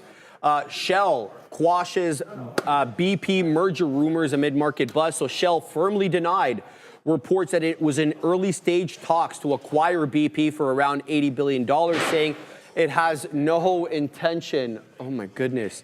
Of making an offer. The denial followed a Wall Street Journal report suggesting that takeover discussions were active, which Shell came out and swiftly labeled as inaccurate. Shell reaffirmed its focus on capital discipline rather than pursuing the high-risk kind of large-scale acquisitions that this would be. BP, for its own part here, has been spoken about by analysts as a possible takeover target because it has underperformed its peers. And they say it's vulnerable to takeover due to a weakened valuation and investor sentiment. BP stock is down about 6% year to date, though shares have kind of recently stabilized after some volatility. Morningstar analyst Alan Good questioned the strategic merits of a Shell BP tie-up, basically saying that the deal could have value if Shell could reduce the combined costs and offload BP's less profitable assets under better management. We'll have to see how that works. Energy experts, though, they flagged huge complexity with a possible deal like this. There's cultural differences, potential job losses, and major integration risk. Forget about the antitrust aspect that it could face. And a merger could, there it is, yeah. A merger could face significant antitrust scrutiny due to overlapping operations. Adair gave me a very interesting piece of information this morning. Under British company law, and they don't call it corporate law over there, I don't know why, but under British company law, if a company were to speak publicly about wanting to acquire another public company, they would be, and they don't, they would be prohibited, or if they said they were not going to acquire a public company, in public. So, for example, if Shell came out and said, look, we have no interest in acquiring BP, then they would be prohibited for a period of 6 months from actually buying that company. Neil giving me the insight there that it could be, that law could be because, you would want to reduce the price.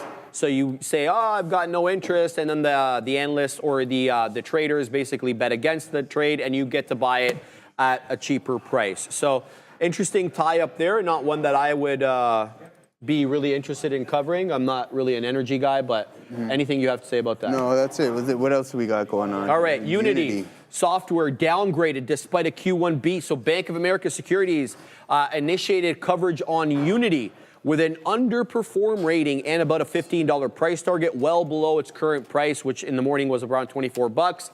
The firm sees the stock as overvalued despite solid gross margins of around 75%.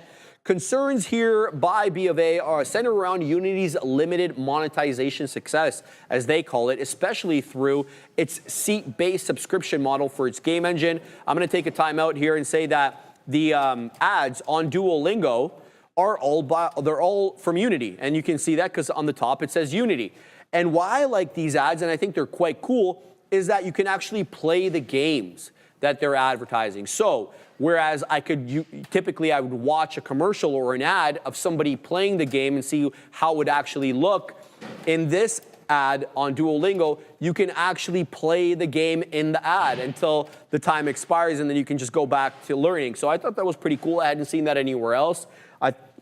I don't know, fact check me, chat, but is Unity the only one doing that? From my observation, it is the only one. So let me know if I'm accurate on that or not. Going on here with respect to monetization and concerns around that, although 70% of mobile games are running Unity's engine, only about 10% of developers pay for running it, raising questions about obviously scalability and revenue streams. B of A doubts Unity's ability to generate substantial revenue through ads or content-based monetization, and the company previously tried charging based on content consumption, but reversed after developer backlash, an issue not seen with some competing engines. So that is the look there. Some people saying they're downgrading because they want to buy it for cheaper. Yeah, that's something we always hear, obviously, on the desk over here. Unity controls 75% of mobile game market, says Fedora the Explorer. Yeah, literally just read that now. Unity long when it hits that low, says Anthony. Okay, interesting stuff. Let's see anything else here. We got Circle, but yeah, I'm going to kind of pause for a second. We only have 10 minutes left on the show. I'm going to check my positions. What are we doing over here? How's that last one? BBAI is the only one we got on, and it has a high day of 83, and it hasn't been able to shake that high since. So that's the only one we've got on today, guys, or currently. QuantumScape continuing to run, though. QS has been a big mover on the day, up 28.5%. At the day's high as we speak, $7.29. A fantastic look. There it is again, a new high day, 732. QuantumScape on the rampage to the high side. We got a headline for this one, I think either yesterday or the day before. So it's a multi-day play here on QuantumScape. Shout out to Big Spile. I'm really rich. Well, now we know why Joe Welcher is not learning LO Spanisho. He's too busy playing them games.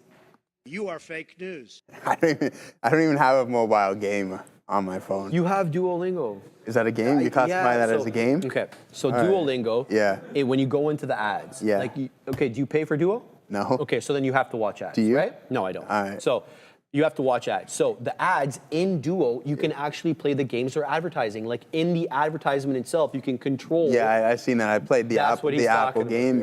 So he's like, you're logging into the app, you're not doing the lessons, you're playing the games. Shout out to Big Spot. Fake I think there's another $10 super chat up there too as well, brother. You want to cover that one? Sure. Take a look at her. Our guy Trump. Our Trump's tariffs. Thank you very much. Once again there, my friend. Go Google, go, baby. Yeah, that's what we want, man. I saw so much doubt for NEHC, who set up land for future AI data centers. Questions: how much did Applied Digital go up after deal with CoreWeave? Do you want to answer that one there, Sharif? I don't know. We can take a look at APLD. APLD. I have no idea. When was that deal with CoreWeave? Was it today? Because look at this move that we're going. So if we're going to go off of this breakout, we had a high of around about 5% there, Mr. Trump's tariff slump. So if that had anything to do with it on that breakout, then there you go. Is that June 2nd breakout? Is that the June 2nd? No, this is today. This is today's breakout. So I don't know if that's when. That's what I was referring to. I don't know the day. When, okay. So June. Okay, yeah, here, right here. Okay, yeah. I see what you're saying. So yeah, from that point to where it was 87%, but cooled off to only about a quarter there. So not only, I shouldn't say only a quarter, because a 25% return is actually pretty good. So yeah, there it is on APLD. Tesla still, it sucks to suck, and sucks to obviously be in Tesla right now, but yeah, that's what I tell guys on the ice. It sucks to suck, doesn't it? Yeah, trust me, I know that. I know, yeah, hot dog. That's what I call some guys too. But yeah, let's see. I'm gonna fix this candle here for you guys really quick. But someone in the chat did ask me about Google. What the options market is telling us, that's 175 may be in the works. We're now trading at 173. So we've established a new high of the day there, guys. Really good look at Google. I'm glad to have grabbed this name, just following signals on the daily that have significantly more strength than from an intraday pattern. So yeah, really good look there, guys. Now about to go, broke through some of these pre-market highs. We're up about 1.5% on goggles there. I'm going to ask you, what factors do you think are leading to Google kind of lagging some of its peers right now, kind of just from a percentage gain? You think the antitrust is still coming into play? Possibly a little bit. I think the search disruption. The search disruption. Yeah, well, even if they have a wicked LLM, let's just say for the sake of example, they're too far Gemini behind. is really good. Let's just say they're good. Yeah. Brendo swears up and down on Gemini 2.5. Let's go with that. Let's just give him the benefit of the doubt. Mm-hmm. Where is the monetization? Where are the ads? Yeah. You know what I'm saying? So if we're going to move from search, where they're making a ton on ads, are you doing that on your LLM? So if people change their habits, you got to figure out a way to monetize these LLMs, and nobody's doing it yet. Like, do you see any ads they'll find. Sure, they will. But you got to do it first, right? And then on top of that, you're not the one with 90% market dominance in the LLM either. That's not going to happen. There's just way too many. So essentially what you're getting at is we're now kind of swaying away from that blue link society and leading into that one search. What is this guy? What are you, a writer? Blue link society? That's a fantastic term. Yeah, that's what it is. That's what it is. What people say? Yeah, the blue link. Yeah, because that's what it is. It's a great one. That's what I'm saying. Yeah, the blue link, man. They're just taking after you, man. I got to read more now. Oh man, that's an excellent way to describe it. That's exactly accurate. That's my opinion. Yeah. Right? Unless you're going to monetize this, and even if you do monetize it, you don't have the market share in the large language model that you did in search. Now, can they reclaim it? Like, for example, do Google always have 90%? No. Like, when the internet first came out, all the old heads like myself remember Lycos, Excite, what's it called? Ask Jeeves. Ask Jeeves, right? There was a bunch. There was Webcrawler, Yahoo. Who uses Yahoo anymore? Yeah. So they didn't always have the 90%. So maybe the LLMs end up being something like search. I got no idea. That's fair. You know what I mean? So we'll have to wait and see how that all ends up. So just to kind of summarize, it's the search. Yeah. The search is what everybody seems to be worried about, I think, right now. I think so. But it's climbing higher right now. I think And I you know like what they got sucks going on. is that everybody's gung-ho about robotics. Yeah. You're gung-ho about LLMs, about self-driving. Google gives you all that. They give you exposure to all of that. To literally everything. Cloud. Everything. Cloud. They literally give you access to everything. Yeah, so a lot of people always make the case that this is miscalculated. It's misjudged by the market. Whether that's right or wrong, I have no idea. I'm not smart enough to know. I'll just tell you guys the facts, and then you guys can make your own decisions. Sports and stonks, built into the LLM when you search on Google, during that AI answer, they also provide links on the right side of the response.